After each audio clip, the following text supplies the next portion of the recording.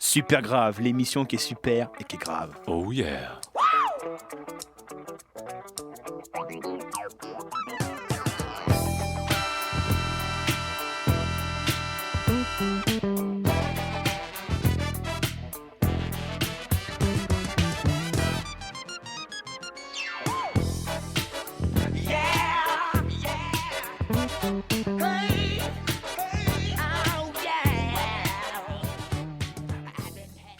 Bienvenue sur 90.7 Radio Brume et aussi maintenant Nebia Campus Corté. Vous écoutez Super Grave l'émission et je suis Maurice Chevalier. Je suis Pénélope Solette.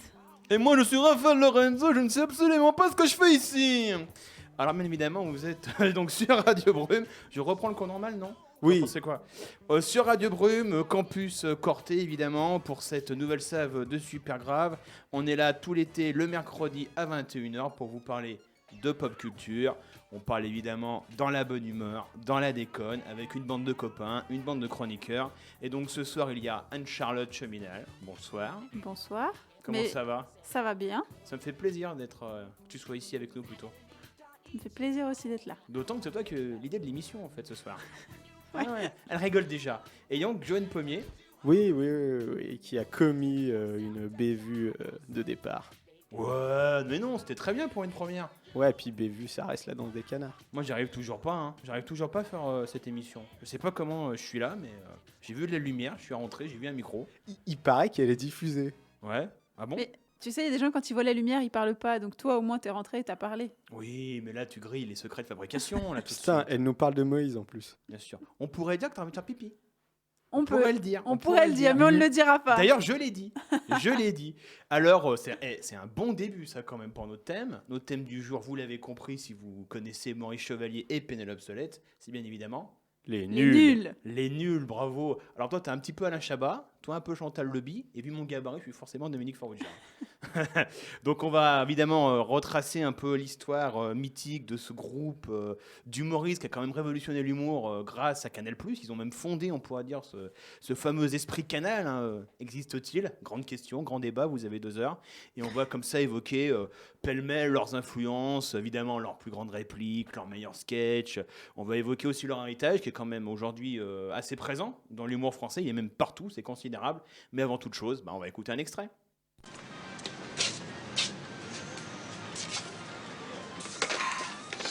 Salut monsieur. Bonjour monsieur. Ça va? Oui. Je voudrais une paire de chaussures en croco, c'est pas possible? Oui, les chaussures, voilà. Regardez, voilà. Vous voulez le cirage avec? Non. Non, je voudrais la petite pendule plaquée or là, puis aussi le cadre de Marrakech avec la lumière qui s'allume à l'électricité autour, c'est pas possible non plus. Marrakech? Oui, bien sûr. Vous voulez que je l'amène à la maison? C'est possible aussi? Oui, bien sûr, oui. Et si je te demande en plus des cacahuètes, Oui. le costume bleu là qui est joli, et que je te paie plus tard, tu vas pas me dire que c'est possible? Oui, bien sûr, voilà. Regardez. Vous allez faire la signature, voilà. Et ça, c'est cadeau, ça me fait plaisir. Pour moi? Oui. La SNCF, si possible. Ils sont forts ces Arabes. Oui. C'est vrai.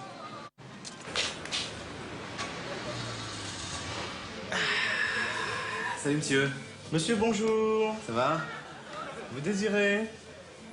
Je voudrais un litre de lait demi-écrémé, s'il vous plaît, longue conservation. Oui, j'en ai plus, monsieur. Regardez au fond du magasin, il y a du lait en poudre.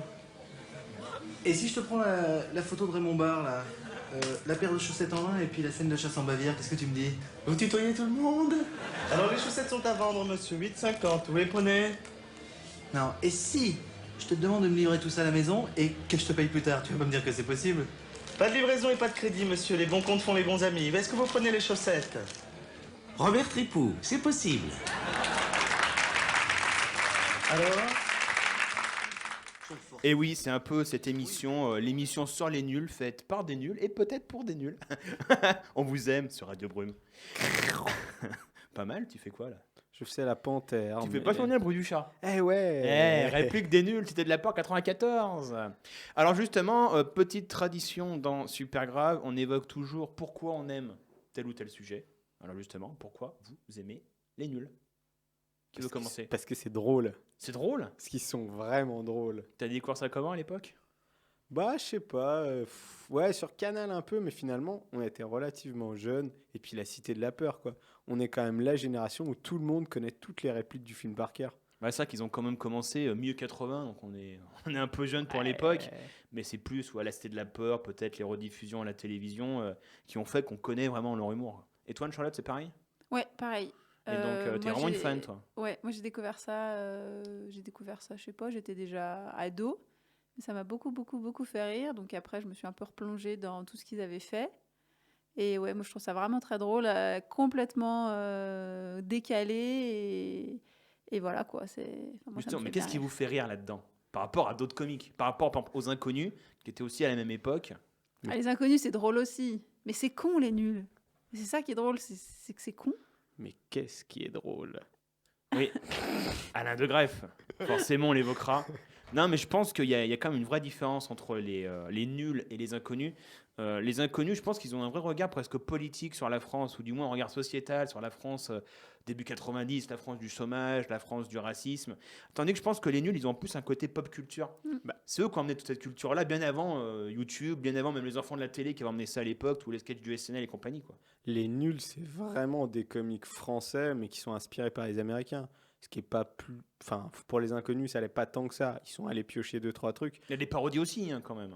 Ah, ils sont allés piocher des trucs, mais globalement, les nuls, c'est quand même vraiment, vraiment inspiré, très bien inspiré par les Américains. Bah, c'est un humour très absurde, très non-sensique, très anglais, très anglo-saxon, Ouais. très américain. Il y a cette idée de faire du direct aussi, Bien sûr, qui est oui. hyper intéressante et que quasi personne d'autre a osé faire. Des émissions d'humour en direct comme ça, c'est vraiment prendre des risques. Moi, je vais me faire taper sur les doigts, mais il n'y en a pas beaucoup. Aujourd'hui, il y a Hanouna. Il y a Ouais. Hanouna, et je pense que c'est l'un des derniers d'Esprit Canal+. Ça y est, vous pouvez m'insulter donc sur la page de l'émission, Super Grave l'émission, sur Facebook, pour ce que je viens de dire. Et justement, par rapport à la troupe, quel est votre comédien, votre comique préféré parmi les quatre? Moi, je crois que c'est Chantal Lobby. Bah, forcément. Bah, t'es un peu Chantal Lobby ce soir.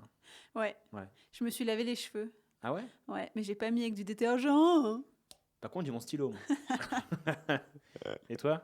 Ouais, je sais pas, peut-être Chabat, mais j'aime bien. Ouais, je sais pas, je les aime. C'est tous. marrant, c'est ce que j'ai dit tout à l'heure, moi c'est Farougia. Un mec qui fait quand même des beats sur la France et qui a dirigé après la chaîne, quand même génialissime. Putain. Et votre sketch préféré, votre réplique préférée, vous en avez une comme ça qui vous vient à l'esprit? Non? Bah, ah, c'est vrai que. Moi c'est où SNCF que j'ai passé en premier. Où est-ce que j'ai mis mon stylo est quand même vraiment pas mal. Ouais, et après il y a évidemment la Cité de la Peur, le whisky, Ouais. qui est peut-être la plus connue. Mais ça, je crois que c'est. Enfin, la Cité de la Peur, c'est déjà quelque chose qu'ils avaient fait dans un sketch. Hein. Ouais, Dans c'était lequel c'était le roman photo. Ah Ouais, oui, C'est le roman roman photo. photo avec On dérange. Ah, je sais pas si je l'ai pas là, parce que devant moi j'ai fait une petite trouvaille, j'ai trouvé le livre des nuls, donc sorti à l'époque en 90, qui est assez introuvable, et il y a toutes leurs meilleures blagues, leurs meilleures répliques, il y a des bandes dessinées avec bas de gamme, il y a Super Appelle les flics, c'est un de mes préférés aussi en sketch. Super Appelle les flics, alors de la Marvel, on a un héros français, comme Super Dupont, et ça fait plaisir. Et il y a un peu tout, il y a la BCDR, il y a toutes leurs émissions, il y a le top 50, voilà, feuilletez-le un peu pendant l'émission. Et d'ailleurs, on peut prévenir nos auditeurs, pendant l'émission, on risque de tirer parce qu'on a un petit objet rigolo là. On a une sorte de sulfateuse en mousse. Alors à n'importe quel moment, une Charlotte peut prendre le gun et peut nous décimer.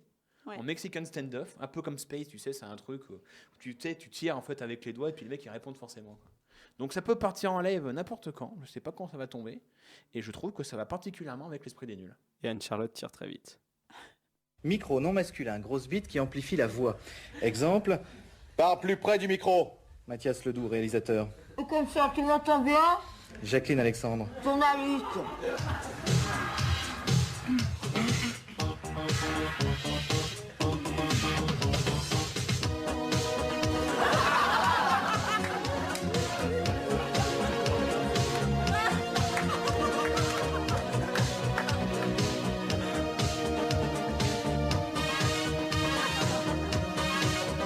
Dans les cages d'ascenseur, dans les rues de les villes, dans la cuisine au beurre, dans la cuisine à l'huile, dans les couilles de ma sœur, et tout ce qui marche à pile, vous me suivirez. Dans les arrêts au port et au rayon boucherie, promotion sur le port, des prix, des prix, des prix, dans la fièvre et la mort, dans Sylvestre et Titi, vous me suivirez. Vous me suivirez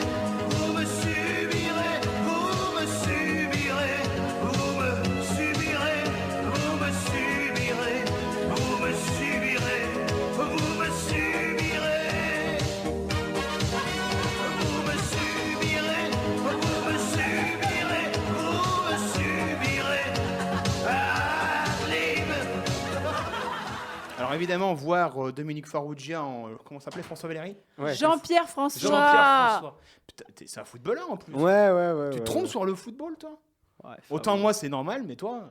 Non, mais je balance dans l'émission.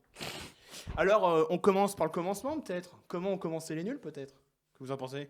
C'est bien, on t'écoute. Vous avez travaillé? Oui. Ah, heureusement que j'ai un peu bossé. Alors, on pourra déjà commencer par la création de Canal+, qui est quand même une volonté mine de rien, de François Mitterrand. On revient un peu sur la politique en 82 pour offrir une nouvelle offre vis-à-vis de feu l'ORTF, on va dire. Il y avait 3 chaînes à l'époque, il fallait une 4e chaîne. Donc, sur évidemment conseil de Jack Lang, le ministre de la communication, de la télévision et donc de la culture de l'époque, il y a une impulsion comme ça et très très vite, Rousselet va prendre le projet en main, va nommer quelques personnes que tu as citées, on pense à Alain Degreffe, Pierre Lescure, donc directeur des programmes, directeur de la chaîne, qui vont très très vite lancer toute une, comment on pourrait dire, un état d'esprit, voilà. Ouais. Et surtout, ils vont placer très très vite un certain Coluche, qui s'appelle donc à l'époque l'émission Coluche Info. Je crois qu'il l'a fait de 85 jusqu'à février 86, donc 3-4 mois avant sa mort, il avait un contrat qui devait durer 8 mois, 9 mois. Et il leur fallait très très vite une nouvelle tête d'affiche quoi, pour avoir les bonnes audiences de l'époque. Environ vers 19h50, à peu près avant le 20h, une contre-programmation quoi, de Canal+, assez pensée, assez intelligente. Et De Greff se dit, non, on va trouver quelque chose de nouveau, quelque chose de frais. Pourquoi pas une troupe de comédiens, de comiques. Et il réfléchit et il se dit, il y a un seul mec, c'est Alain Chabat, qui à l'époque faisait la météo en 85. Et il y avait que lui, il n'y avait personne d'autre. Alors comment ils vont faire et tout. Et De Greff découvre à peu près au même moment, je m'étouffe, un duo de comiques de l'époque, donc Bruno Carrette et Chantal Lobby, qui travaillaient ensemble à la télévision marseillaise. Ouais. Chantal Lobby était speakerine à la base, beaucoup de radio aussi, et pareil pour Bruno Carrette, ils se sont rencontrés comme ça. Pour France 3, des émissions de clips, des émissions musicales, assez d'humour aussi qui s'appelait, je crois, Bzz, l'émission. Mieux vaut un petit clip qu'une grosse claque, une émission musicale. Et un mec, un auteur de l'époque, qui était aussi monteur de bande-annonce, qui s'appelle donc Dominique Farrugia. Donc vraiment un mec plutôt technique. Et ils vont leur commander un projet. D'abord avec ce trio, Farrugia est vraiment auteur à la base, n'est pas acteur, n'est pas comique. Et il va leur commander un projet et c'est vraiment n'importe quoi. Et De Greff trouve que c'est effectivement très talentueux, c'est prometteur, c'est fait avec 2 francs 6 sous. Voilà, des maquettes, machin, avec quand même un staff technique assez intéressant, des bons auteurs et compagnie, mais il manque quelque chose. Et là, ils vont partir sur une première idée qui va donc du coup voir le jour, c'est donc Objectif Nul, qui est une sorte de parodie de Alien, on pourrait dire, Ouais. très Star Trek. C'est très Star Trek. Comment ça s'appelle déjà, Battleship Galactica, enfin tous ces trucs. Ouais. Avec évidemment des personnages cultes comme Zetoun, le cuistot, donc joué par Bruno Carrette. C'est comment déjà les Je sais pas, moukrènes à la glaviole. à la glavioule, je crois. La glavioule, avec son petit accent. Avec son pain à l'huile. Et il y a eu toute une déclaration de début que je n'ai pas sous les yeux. Je vous la retrouverai tout à l'heure quand on parlera des émissions en détail. Et à partir de là, c'est vraiment le succès, quoi. Farrugia arrive très très vite aussi en tant que comédien, mais juste pour des panouilles parce qu'il y a des comédiens qui sont absents tout simplement. Et à partir de là, le quatuor magique va se former.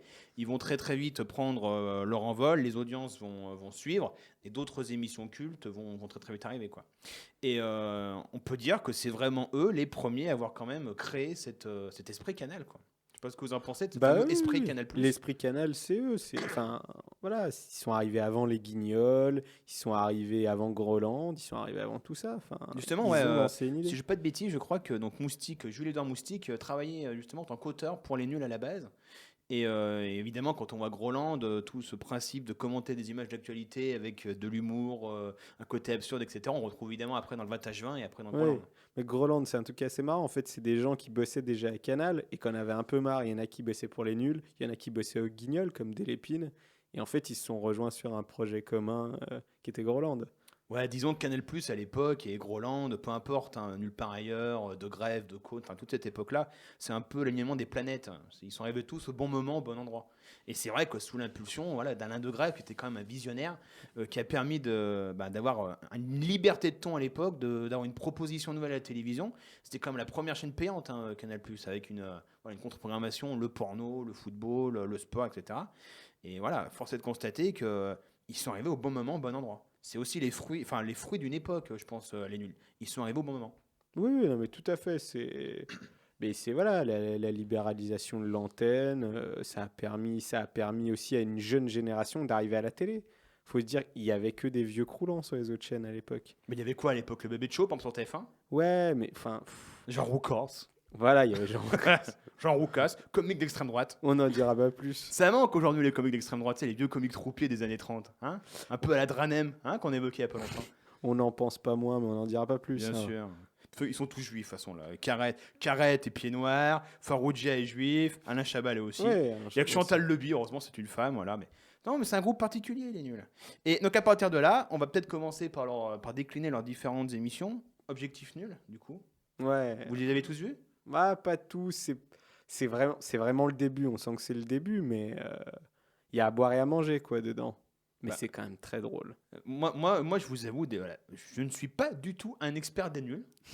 Depuis le début, je parle, mais moi, j'aime les inconnus. Non, j'aime beaucoup les nuls, attention. Hein. Mais c'est le grand débat. Après, vous préférez qui, les nuls ou les inconnus? Et moi, objectif nul, à part dans l'intégrule, enfin tous ces trucs dans les coffrets DVD ou dans les rediffs bêtisiers, je suis pas un très grand connaisseur. Non, mais ouais, objectif nul. Voilà, on sent qu'il n'y a pas d'argent, mais ça, c'est pas grave. Mais on sent qu'ils doivent écrire ça vite.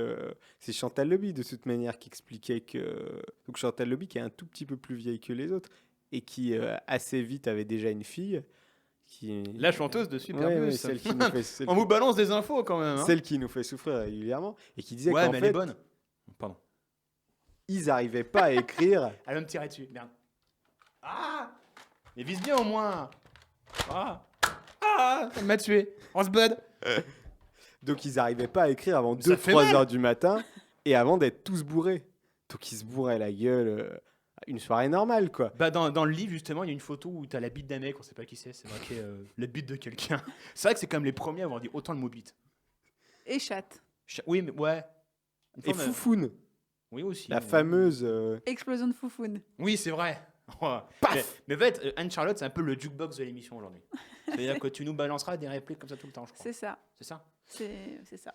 Et objectif nul. Et donc, bah voilà, ils avaient quand même beaucoup de mal à faire un truc structuré. C'était les débuts. C'était un peu paresseux en termes d'écriture. Et en même temps, on sentait déjà voilà, le génie. Chantal Leby et Bruno Carrette, c'est vraiment des acteurs formidables. Oui. Et puis Chabat, il avait un talent d'écriture monstrueux. Alors bien sûr, ils étaient Il a un tous côté très, très lunaire bons. Chabat qui est vraiment. Mais Chabat, il y a un truc, il a su bouffer les influences qui venaient des États-Unis, des trucs aussi très français, et en faire sa sauce et en faire l'humour des nuls. À des millions d'années roses de la Terre, un équipage, Jetoun, Panty, Syntax Error, le mercenaire, le capitaine Lamar dérive à bord du Libérateur. Leur objectif, nul. C'était donc ça la phrase d'intro que je cherchais tout à l'heure, que j'ai enfin devant les yeux. Évidemment, c'est un univers, on est entre Alien, Bureau, c'était donc un directeur des programmes de Canal+, à l'époque, Ouais. et Objectif Lune, donc Tintin. Oui, Et oui. ça marcherait très bien. D'ailleurs, je trouve que, je ne sais pas si vous connaissez cette série, ça rappelle beaucoup le KRN de notre ami Alex de la Iglesia. Il y a Ah, le je même connais pas. concept aux États-Unis, j'allais dire, en Espagne. Et je crois que d'ailleurs, le gars qui a bossé en fait sur la maquette et donc tous les décors d'Objectif Nul a travaillé avec Alex de la Iglesia. C'était un dessin de BD, si je retrouve Ouais, c'est son nom. Liberator. C'est ça. C'est le dessinateur. Gaetano Liberatore. Ouais, Frank Xerox. ouais, Rank Xerox, qui était une super BD. Voilà, et on sent toute l'influence, parce que c'est vraiment le steampunk, tous ces trucs un peu. Comment dire, un peu. Ouais, c'est la période du post-apocalyptique, où la Oui, science-fiction après Mad part Max, sur le post-apocalyptique. Et tu sens toute cette influence-là dans cette série, finalement. C'est assez drôle, parce qu'il y a un vrai côté science-fiction. Et en même temps, c'est vraiment un truc écrit à 3h du matin par des mecs bourrés. Donc c'est très drôle. Enfin, de toute façon, si vous voulez les revoir, on peut les trouver facilement en DVD. À l'intégrale est Ouais. dispo, avec même le Libérateur qui est à l'intérieur. Grâce à Alain Chabat, c'était le seul à avoir la maquette d'époque des tournages. Il l'avait conservée pour faire une table basse. C'est grâce à lui en fait que dans le coffret vous avez le petit goodies, quoi. C'est super sympa. Donc c'est 50 épisodes. Il y en a 43 qui ont été diffusés, il y en a 6 ou 7 ou un pilote en plus, en bonus. Donc c'est assez facilement trouvable et il y a pas mal d'invités dedans. Il y a Gottener, qui d'autre, il y a Risoli, enfin, il y a beaucoup. Gildas évidemment. C'est Gildas, on l'a pas dit, qui trouve le nom des nuls. Parce que comme ils bossaient sur Nuls par ailleurs, ils n'avaient pas de nom, c'était juste une bande de copains. Et il a déconné là-dessus, vous êtes nuls. Et c'est resté. Et Chabat se plaignait souvent à De Grève dans son bureau en disant faut qu'il arrête quoi. Et De Grey disait mais non, c'est votre marque de fabrique maintenant, c'est fini, vous êtes les nuls. Et en plus c'est vrai que c'est un nom qui est assez rigolo parce que ils sont très très bons quand même. Ça fait tout un oxymore, un paradoxe assez intéressant. Un peu comme nous finalement. Bravo. Moi je me la pète. J'ai pas le droit à un petit coup de pistolet là maintenant. Bah non, pistolet, c'est quand tu dis des conneries. Alors après il y a le JTN qui arrive. Ouais, là, qui est beaucoup plus rentré dans la légende. Donc, pourtant de 87, donc basé sur plus sur des bandes annonces, sur des parodies et donc des images d'actualité, ce qui est comme une première assez dérivée, avec pas mal de conneries justement, avec les personnages apparaissent plus ou moins, pas encore, hein, ça après dans la nulle l'édition ça, mais voilà, il y a C'est ces les personnages là de commentateurs. C'est les premiers. Régis, c'est un Con. Con. Madame? Pourquoi, vous en doutez? Non, non, j'ai pas dit ça. J'ai senti comme une raillerie dans la question. Ah non, non, pas du tout, non, c'était juste pour vous appeler, hein, vraiment. Vous m'appelez alors que je suis là? Bon, disons que c'était pour attirer votre attention, Vous quoi. voulez dire par là que je suis inattentive? Oh, vous êtes une vraie connasse, vous, là, hein. Les connasses, des femmes qu'on reconnaît. Soyez poli, on n'a pas gardé les cochons ensemble. Ta gueule. Eh oh. Quoi? C'est vrai qu'on a beaucoup des connasses. Elle nous emmerde. Alors, le JTN, elle va me retirer dessus, merde. En fait, chaque fois que j'ai un propos à ma fille, ça me tire dessus. Non, on se calme. Ah, dans le ventre. Ça fait très mal. Et pas les tétons, on avait dit. Hein. Pas les tétons. Ça Pardon. t'étonne? Oui. Je suis très sensible des tétons. Alors, est-ce qu'on non sur les nuls? Non. Non. Non. Bon, bah, on va parler d'autre chose alors. Non, donc voilà, le JTN qui cartonne à partir de 87, et là c'est vraiment le firmament pour eux, quoi. Ils sont vraiment reconnus, ils ont des sets d'or. Leur deuxième set d'or, ils en avaient déjà eu un d'ailleurs pour Objectif Nul, c'est vraiment la reconnaissance critique, tout le monde les connaît, les nuls mania, quoi, c'est toute une époque, nulle part ailleurs. Ils vont quand même prendre un an d'année sabbatique en 89, 88-89, et c'est là où les arènes de l'info démarrent. Ouais, les Guignols, c'est Les la Guignols création de des l'info. Guignols. Et après, donc, ils vont revenir sur plusieurs projets, enfin 3 projets à la base. Ils vont en livrer que 2. La nuit la plus nulle, en 89, avec voilà, des parodies comme d'hab, des sketchs et compagnie. Un péplum, Tamara et les mines du roi Saumon. Voilà. Le film, donc dans la soirée, il y avait le film Trois Amigos. Vous l'avez vu celui-là? Non. Non. De John Landis, qui est leur film préféré. Ça, ils le disent partout, qui est un chef-d'œuvre d'humour avec un. J'ai failli mettre l'extrait du buisson qui parle, et de l'homme invisible. Tout l'univers des nuls est résumé dans ce film, donc avec Steve Martin, Martin Short et Chevy Chase. Donc il est vraiment extraordinaire. Donc voyez-le si vous pouvez. Et aussi des épisodes de Police Squad. Police Squad, c'est l'ancêtre de Y a-t-il un flic pour sauver la reine, sauver le président, etc. Et c'est le début des As. Donc les As, c'est aussi l'une de leurs grosses influences. On en parlera tout à l'heure. Et à partir de là, ils vont faire aussi un autre projet, qui est donc l'ABCD des nuls. Qui va pas durer très longtemps, en fait, jusqu'en 89, décembre 89, au moment où malheureusement Bruno Carrette meurt du sida à 33 ans. Et là, donc ça s'arrête un peu pour eux à la télévision, et après ils vont évidemment perdurer vers d'autres cieux, notamment le cinéma.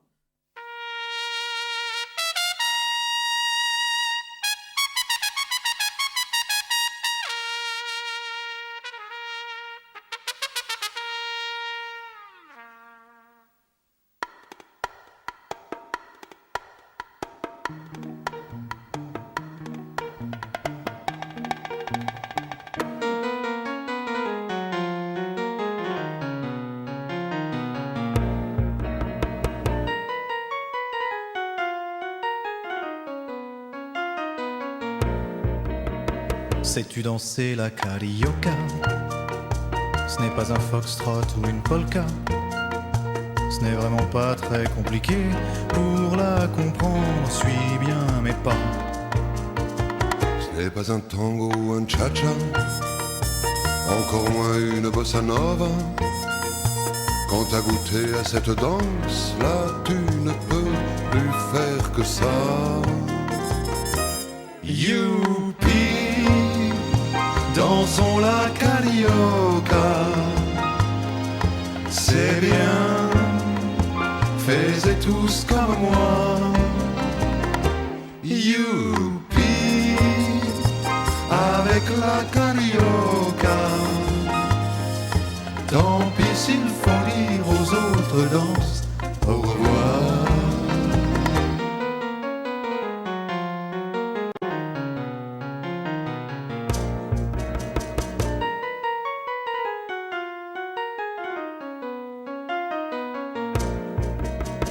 Maintenant que tu danses la carioca, ça tu t'en fiches bien de la polka.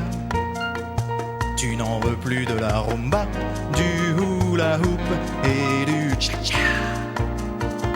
Tous les matins dès le lever, la carioca te fait bouger. Et quand tu danses, chaque petit pas te met en joie pour la journée. Youpi, dansons la carioca. C'est bien, faites tous comme moi. Youpi, avec la carioca. Tant pis s'il faut dire aux autres danses au revoir.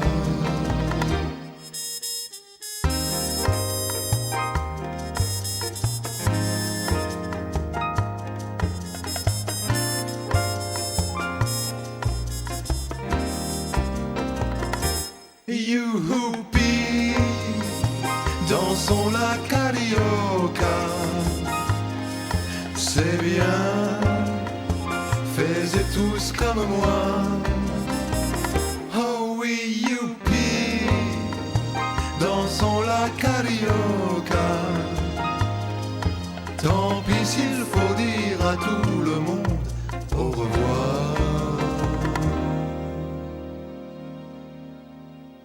Cette émission, c'est du grand délire. Je ne suis pas à ma place habituelle, donc Chacha dit quelque chose. Tu as oublié de raconter la meilleure blague de l'ABC des nuls de Dominique Farrugia qui parle des lettres de l'alphabet et qui nous explique qu'elle avait un col en V et qu'il avait la bite en l'air. Oui, c'est vrai. Non, mais c'est vrai. Ce qui est C'est toujours une hyper bonne important. chose. Et vous connaissez la différence entre un pull et une moule? C'est que le pull, il moule, Et la et que moule la moule, elle pull au vert. Bravo. Alors du coup, on a entendu bien évidemment à la carioca, peut-être le sketch, la chanson, je sais pas comment on pourrait dire, le plus culte des nuls quand même, La Cité de la Peur, 94, réalisé par Alain Berberian, Ouais. qui n'est pas un grand metteur en scène, mais qui a quand même fait au moins un chef-d'œuvre dans sa vie. Voilà, le film avec lequel on a tous grandi, bourré de références, qui va de Pabst jusqu'à Terminator. Il y a tellement tout, voilà, tellement tout dedans. Et justement, cette vanne du whisky Ouais. et du doigt vient d'ailleurs. Oui, il vient d'une émission précédente, Les Nuls l'émission. Super émission qui faisait en direct toutes les semaines. C'était super dur, elle durait je crois plus d'1 heure. Pendant 90, ouais, à peu près 2 saisons, et c'était épuisant. Épuisant. Donc il y a des trucs super. Et donc il y en a une avec Gérard Darmon où il y a un très beau sketch, un roman photo où ils prennent les pauses à l'arrêt et avec cette fameuse blague, un whisky, juste un doigt. Non mais d'abord, est-ce que vous préféreriez pas un whisky, qui est quand même devenu assez mythique. Et je te l'ai raconté, la petite anecdote sur Gérard Darmon qui m'est arrivée. Ah oui, vas-y. Alors, en fait, donc j'ai fait une conférence de presse justement pour Radio Brume. Il y avait donc pour le film, je crois, Bienvenue à bord avec Franck Dubosc. Donc vous voyez un peu la merde quand même. Mais il y avait Gérard Darmon en tant que fan de la Cité de la Peur, en tant que fan de nul. Je vais quand même y aller. Alors je lui ai emmené une bouteille de whisky, la même, tu sais, la William Lawson. Moi je dis les marques, moi j'ai pas peur. Moi, je prends C'est des un risques. fou. Moi je prends des risques. Et donc j'ai emmené la bouteille à Gérard Darmon et je lui ai dit, je n'ai pas un doigt. Alors est-ce que vous pouvez me signer la bouteille? Et le mec était vraiment écroulé. Et il y avait plein de monde mais tout le monde lui signait Colette en fait, blessé de la peur. Il y avait un mec, il avait un t-shirt Tu bluffes Martoni quoi. Vous pouvez le signer dessus. Et voilà, c'est vraiment un film. On lui parlait de ça à l'époque et donc de KDO, enfin le Pamela Rose, qui est quand même aussi l'un des héritiers quand même les plus flagrants peut-être de la Cité de la Peur. Ouais. Vous en pensez? Oui, mais, oui, c'est sûr. ça paraît assez évident. Mais monsieur n'est pas une tapette géante. Monsieur est commissaire de police. Eh ben vieux, qu'est-ce qui t'arrive? Ah non, c'est rien, mais quand je me lave, j'ai un peu mal. Ah fais gaffe, c'est vachement important. Tiens, regarde. Tu vois ça?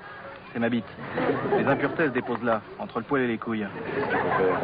Bah, tu fais ce que tu veux, mais moi je me brosse régulièrement la bite avec Tony Glandil. Tony Glandil? Ouais. Et je peux te dire qu'avec ça, ma bite, c'est du béton. L'un des sketchs les plus connus avec Jean-Marie Bigard. Qui a été drôle donc. Oh, il est pas mal Bigard, il y a pire que lui, il y a Kev Adams aujourd'hui. Viens maintenant, on fait un truc dans Super Rare, dans toutes les émissions, on place le mot Kev Adams. Non. Oh le blanc. Je crois qu'elle allait me tirer dessus, là j'ai eu peur un instant. En fait, c'est quoi sur les Black Matches que j'ai le droit à ça? C'est ça. Ah d'accord. Et donc Tony Glandil, un sketch qui était donc diffusé dans Les Nuls l'émission, Et cette émission, comme tu l'as dit, avait cette particularité d'être en direct avec beaucoup de décors en public, ce qui est quand même assez rare. Et cette technique venait du SNL, une émission qu'on évoque souvent ici dans Supergrave, donc le Saturday Night Live, une émission qui date de 75, diffusée donc, sur NBC à 23h30. Et donc diffusée sur Canal+, donc Les Nuls l'émission, à 22h le samedi, donc même vraiment le même concept.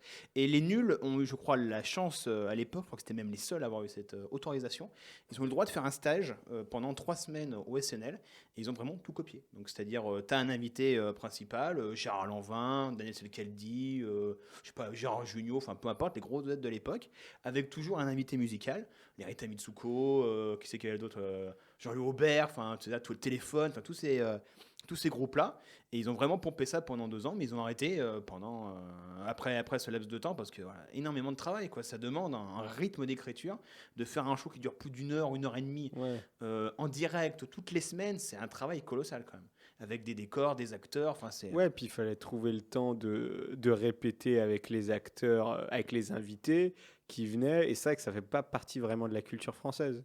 Voilà, avec comme d'hab leur marque de fabrique, les parodies, la pop culture, tous ces trucs-là. Il y avait aussi Philippe Dana qui faisait la voix off. Philippe Dana qu'on voyait dans sa cartoon. Vous vous rappelez de ça? C'était bien ça. Bah ouais, c'était trop bien. C'était diffusé le dimanche soir à 20h, je crois. Ouais, c'est Oh, ça. les souvenirs, on est vraiment des vieux cons. Bip Bip et le Coyote. Ah ouais, c'était bien ça. Mais aussi le cartoon est aussi l'une de leurs grosses influences, mine de rien, au nul. Et tout ça, bah, on va le retrouver justement, on l'a évoqué très très vite, mais dans La Cité de la Peur. Rappelez l'histoire un peu, tiens. Alors, c'est l'histoire... D'une star qui vient à Cannes, d'une star d'un film qui vient à Cannes pour présenter son film. Et le problème de cette star, c'est que quand il est content, il vomit. C'est Simon. Un nanar irregardable qui va à Cannes au marché du film. Voilà, vraiment un très très mauvais film.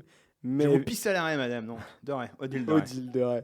Mais vu qu'il y a un serial killer qui se met à commettre des meurtres exactement comme dans le film, et ben le film éclipse le reste du festival de Cannes.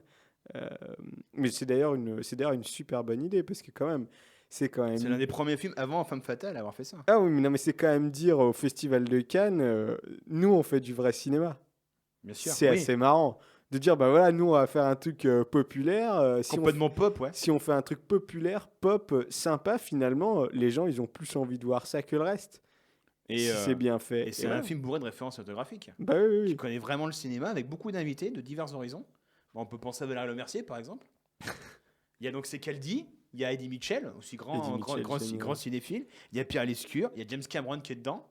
Il y a Patricia Arquette. Enfin, tu te demandes comment ils les ont fait pour les avoir tous à l'époque. Et donc voilà, tu as les fameuses répliques qu'on a évoquées, les gencives de porc, Simon, Cara. Ce gag d'ailleurs piqué dans les aises quand même. Tu as le même gag dans Y a-t-il un flic où tu crois qu'ils sont vraiment... donc tu as un plan, un champ contre champ. Tu crois qu'ils sont à, je sais pas, 10-15 mètres ou très très loin. Et en fait, non, ils sont 30 cm. Ce qui est d'ailleurs une pure idée de cinéma.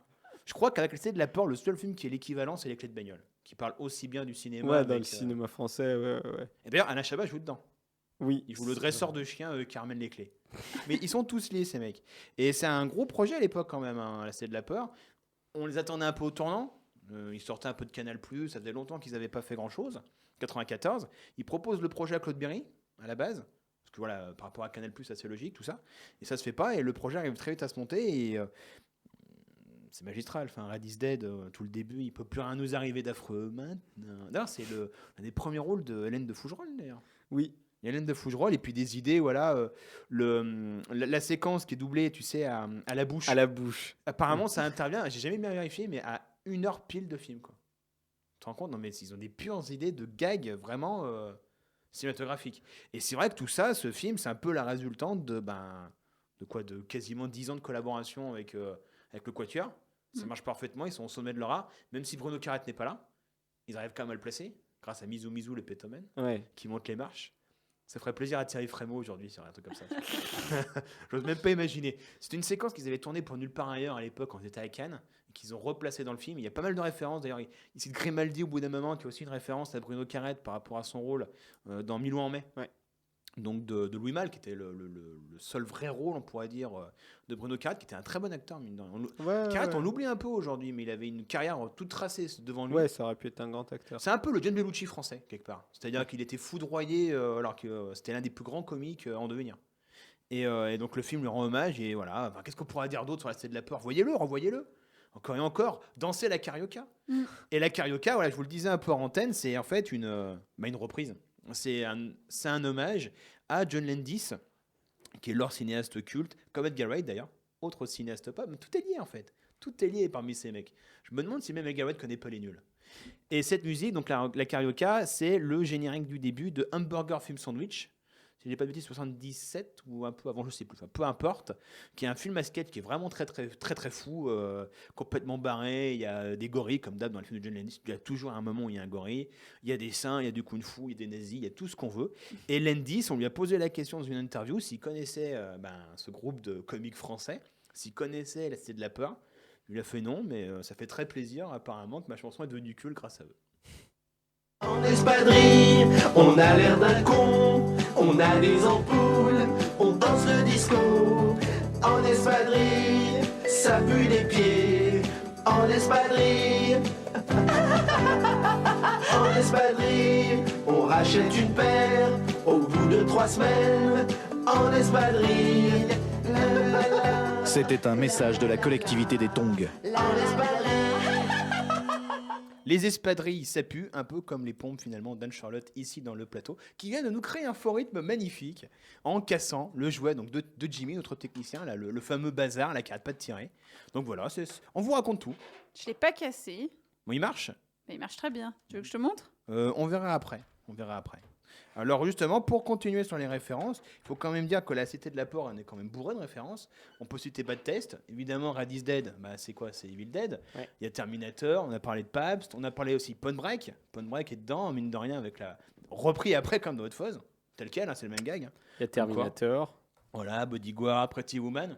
La fameuse séquence où Farrugia va changer, quoi, tu sais, pour le Festival de Cannes, tranquille. Et c'est vrai que, on l'a évoqué tout à l'heure, Les Nuls, c'est le premier groupe de comiques auto-référencés, quoi. Ouais. Complètement pop. Et leur première influence, du moins pour Alain Chabat, c'est la bande dessinée, c'est Gottlieb. D'ailleurs, je peux vous l'annoncer enfin ici sur l'antenne, j'ai réussi à trouver quelqu'un pour faire une émission de Gottlieb. Donc très vite, on aura une émission spéciale Gottlieb, qui est le premier importateur lui aussi de l'esprit pop culture américain, des comics, de Stan Lee, de cinéphilie aussi, fan de Jean-Pierre Melville et compagnie. Et c'est vrai qu'on retrouve cet humour complètement barré de Gottlieb. Vous connaissez un peu, vous, Gottlieb? Ouais, un peu, mais il y a... Chabat, c'est un mec qui a commencé en fait en écrivant des BD. Il écrivait des petites BD dans son coin, machin. Ouais, il se révèle dessinateur de BD. Ouais. Puis voilà, il dessinait et il a fini d'ailleurs par écrire un scénario de Rank Xerox. Oui, c'est ce qu'on évoquait tout à l'heure. Oui. Ouais. Avant, justement, l'objectif nul, c'est à peu près à la même époque, en 84, 85, je pense. Ouais, je sais plus. Ouais. Enfin bon, voilà, il écrit ça et c'est un de ses rêves. C'était un de ses rêves, quoi. Et d'ailleurs, Gottlieb, il y a une photo dans le livre des nuls où il était invité sur le plateau de Nulle part ailleurs, donc c'est vraiment la rencontre absolue. Et Flûte Glaciale a rendu hommage aux nuls, c'est comme un beau renvoi de la balle, avec un numéro spécial en 2013, où justement, préfacé par Feu Alain de Greff, qui vient de nous quitter, ou qui raconte un peu l'histoire de Nuls, leur création et comment il a cru en eux. Et c'est un dessin, enfin c'est marrant, c'est un numéro dessiné par Coyote, qui lui aussi vient de nous mourir, qui vient de nous quitter, qui vient de mourir, qui est donc l'illustrateur de Little Kevin, entre autres. Donc c'est marrant, là on évoque des noms qui viennent tous de disparaître, comme quoi la fameuse époque Esprit Canal, enfin cette fameuse déconne d'autrefois, voilà, la grande question c'est est-ce qu'ils peuvent faire ça aujourd'hui? Pas avec Decaune. C'est pas sûr. Ah, Decaune, en tout cas, avait reçu du soutien de la part de Farrugia dernièrement pour le Grand Journal. Bon, faut dire que Farrugia aujourd'hui il déconne un peu quand même à plein tube. Il soutient Sarkozy. Ah oui, tu savais pas ça? Si. Mais bon. C'est une triste période. C'est une triste période. Et évidemment, on a les As qui est aussi très marqué, qui ont très marqué les nuls. Donc les As, c'est Zucker, Abraham Zucker. C'est un trio de metteurs en scène assez complètement fous qu'on fait Top Secret, les Y a-t-il un flic, Ouais, tous les Y a-t-il. Je crois que leur dernier truc, c'est quoi? C'est les Scary Movie. Je crois qu'ils ont fini là-dessus. Ouais. Enfin, c'est très mauvais, mais voilà, c'est quoi? C'est les premiers aussi à avoir recyclé, quoi, avoir recyclé à tour de bras la culture américaine. Ça parodie tellement tout, quoi. Les Incorruptibles, Potemkin, je sais pas, tu vois. Il y a tellement tout, le film policier, le film noir, c'est complètement barré, quoi. Enfin, Nielsen, non? Si, non mais. Il y a que moi qui parle là, donc vous me faites peur là depuis tout à l'heure. Mais tu parles bien, c'est pour ça. Oh, mais je parle bien, C'est beau. Ouais. Non, mais les As, vous êtes fan ou pas, vous? Ouais. Toi, t'es fan, toi. Toi, t'es fan de Y a-t-il un pilote dans l'avion? Ouais, Oui, y a-t-il la pute dans l'avion, évidemment, je l'ai ça oublié. me fait mourir de rire. Est-ce que tu aimes les films de gladiateurs? Puis le pilote automatique, je rêverais de l'avoir. Ça se trouve sur Qui Internet. s'auto-gonfle. Ouais, il faut l'avoir celui-là. Donc toute une. Mais quand j'étais gamine, moi, imagerie, je quoi. croyais que c'était vraiment comme ça, les pilotes automatiques. C'est vrai hein. Ouais, et le jour où j'ai compris que tu appuyais juste sur un bouton, j'étais trop déçue, quoi. En fait, le monde n'est pas assez absurde pour toi. Ouais, exactement. T'as pas une réplique tout de suite, là, Daniel? T'as jukebox. J'insère une pièce. Là, comme ça, Tout de suite, allez, bam. bah, j'ai envie de te dire que les chats, c'est vraiment des branleurs, quoi. Ils fument des pétards, ils jouent au baby-foot. Comme nous. Ah ouais. Sinon, autre inspiration, John Landis qu'on a évoqué. Le film préféré, je crois, d'Alain Chabat, c'est évidemment les Blues Brothers, qui cite souvent. Ouais. Et cette fameuse séquence sur Allociné qui est géniale, ma séquence préférée, où il cite la séquence où, où tu as Aykroyd, il fait Rollers, what, shit, no. Je sais plus, c'est tout un truc comme ça, un dialogue complètement con. C'est un truc préféré d'Alain Chabat. Et c'est vrai que voilà, Landis, les Three Amigos, même les films d'Eddie Murphy. Ça les a complètement inspirés. Et c'est vrai, quand tu vois tout ça, c'est pas étonnant de les retrouver ensuite sur des projets tels La Classe américaine, Ouais, parce qu'ils ont doublé dessus, Ils font quelques voix. Chabat et Farrugia font des voix dessus. bien sûr. Et évidemment, donc Wayne's World, c'est eux qui ont été chargés, Farrugia et Chabat, de faire l'adaptation De réécrire. ouais, les dialogues. française. Parce que c'est des fans justement du SNL qu'on a évoqué. Le SNL qui a tellement marqué la culture américaine, il faut quand même le dire. Il n'y a aucun équivalent chez nous. Enfin, je vois pas. Ouais. Il y a une équivalence. Si, ils ont tenté un truc aussi KDO après les nuls, c'était samedi soir en direct. Ça avait Ouais. duré 4 épisodes. C'était vachement bien quand même, avec Valère Lemercier, Yurek Ramsey, Michael Youn. Mais la force aussi, je crois, des nuls, c'est que c'est vraiment un chaînon dans la pop culture. C'est-à-dire qu'ils sont vraiment nourris des autres. Et en même temps, après eux, tout le monde en France s'est nourri des nuls. Vraiment, c'est devenu une référence. Il n'y a pas un comique qui, quand il fait de la télé, ne pense pas aux Surtout de nuls. notre génération. Non, mais c'est vrai. Et bon, ils ont eu un peu de mal, d'ailleurs. On évoquera tout à l'heure, c'est un peu l'héritage lourd à porter. Qui c'est que les Monty Python, évidemment, les Monty Python, c'est. Je suis pas très très fan des Monty Python. Ah bah oui, bah je l'avoue.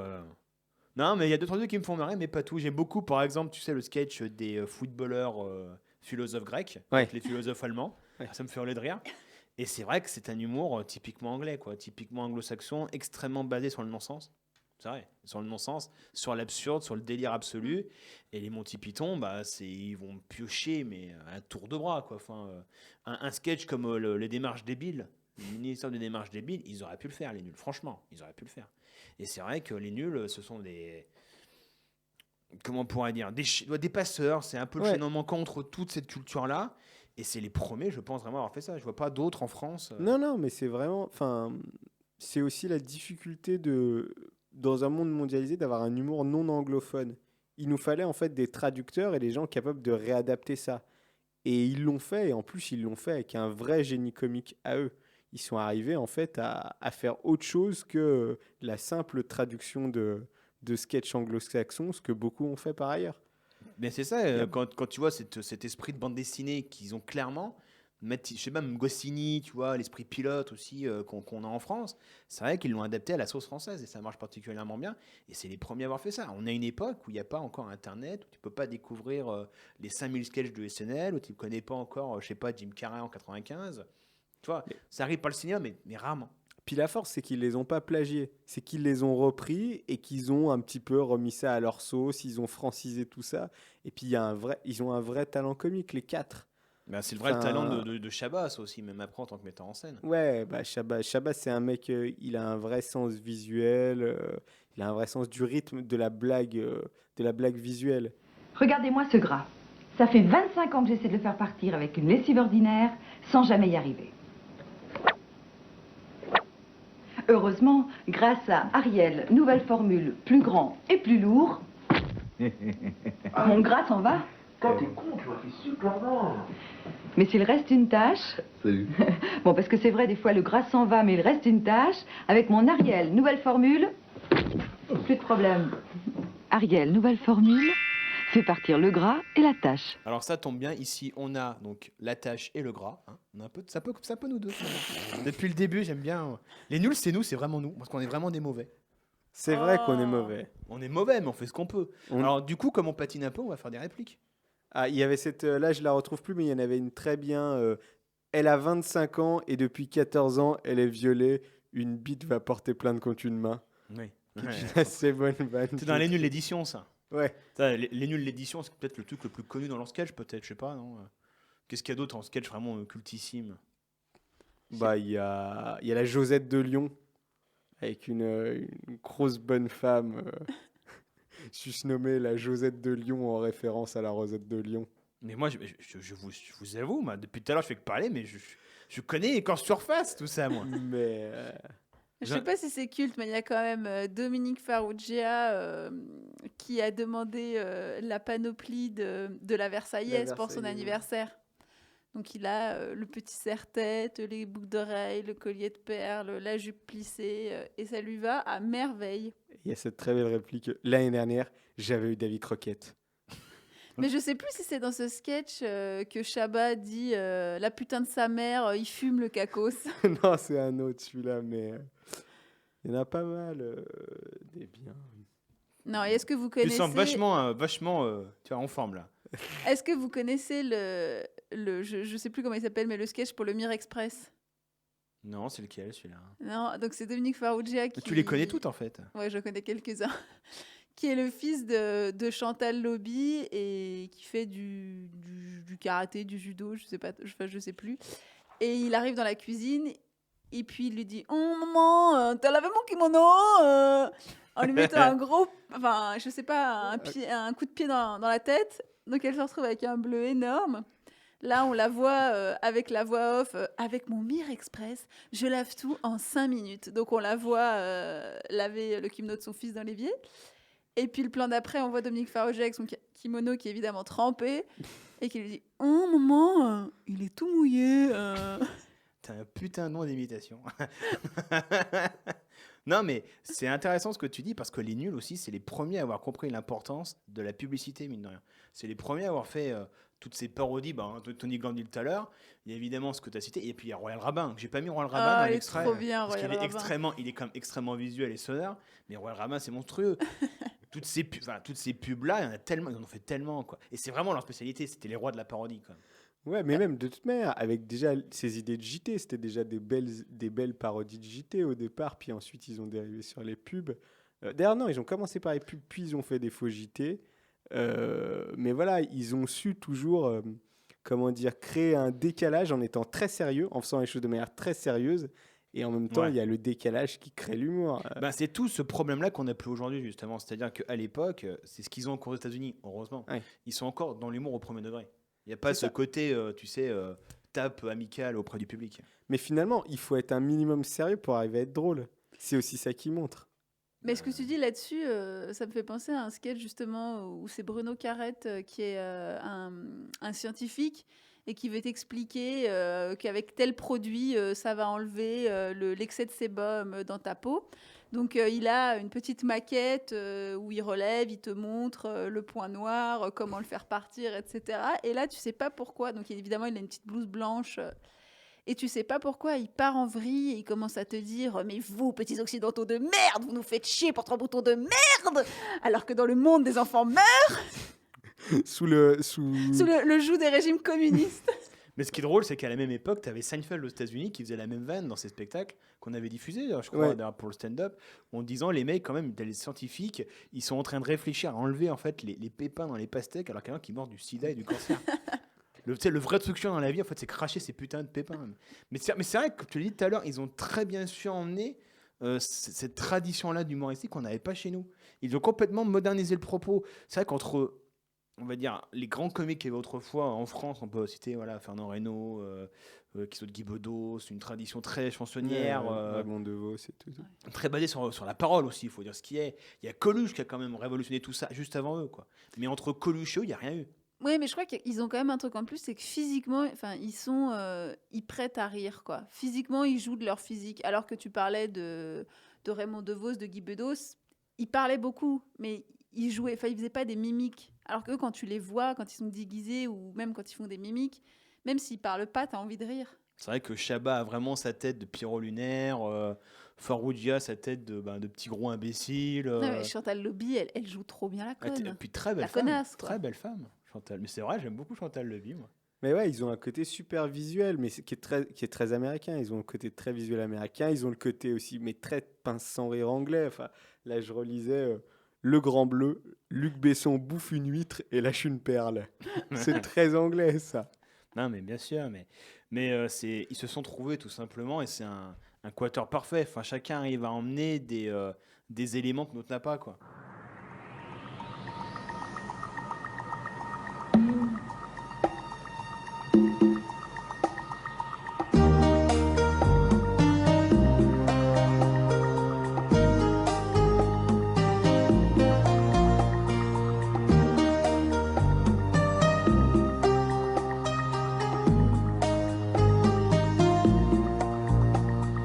Tiens, des beaux blousons, des t-shirts, des copies Vuitton.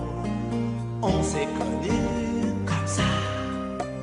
On vendait au même endroit. T'avais un pourcentage sur les jeans et les bagages.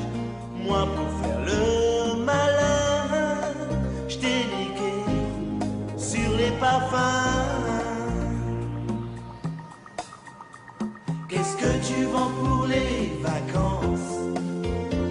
Les caleçons et les maillots de bain. Je serai, je pense, un peu en avance à l'ouverture du magasin. J'ai rien vendu pour les vacances. Tout m'est resté entre les mains. Je serai, je pense, un peu en avance à l'ouverture de ton magasin.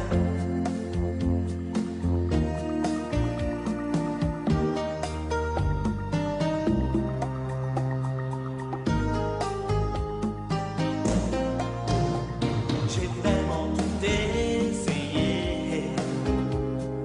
Les mini-jupes, les jeans délavés. J'ai tricoté à la main des guirlandes pour les sapins. Ça a toujours marché pour moi. Des Ferrari, moi j'en ai 3.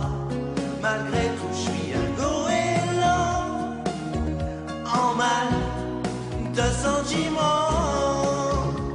Qu'est-ce que tu vends pour les vacances? Les caleçons et les maillots de bain. Je serai, je pense, un peu en avance à l'ouverture du magasin. J'ai plus rien en ta 43, ni sweat ni pull over en V. Je serai, je crois, un peu comme toi, en rupture de stock, embêté. Embêté, oui embêté.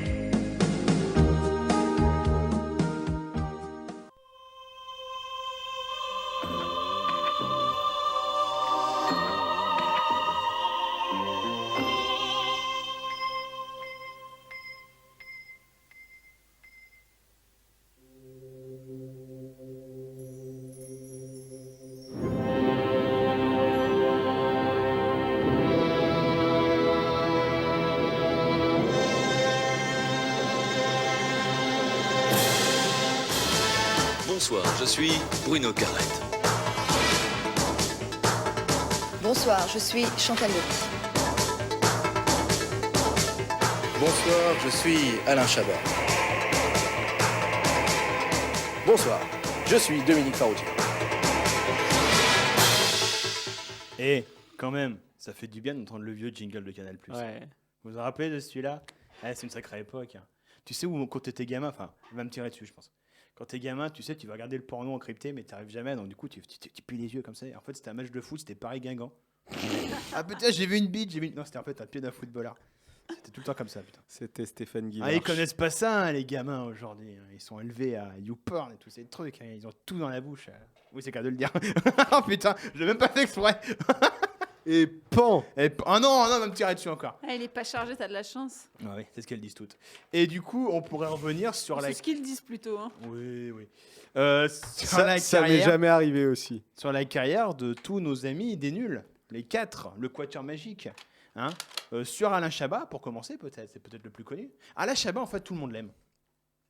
Oui. C'est un peu, dans une mesure française, le Bill Murray français. C'est-à-dire qu'il a une bonne bouille. Et du coup, tout le monde l'aime bien. Ouais, puis il a su faire les bons choix derrière aussi, quoi. Bien sûr. Alors, Alain Chabat, donc d'origine pied-noir, d'abord né en Algérie. Il arrive en France dans les années 60, en 63 avec ses parents.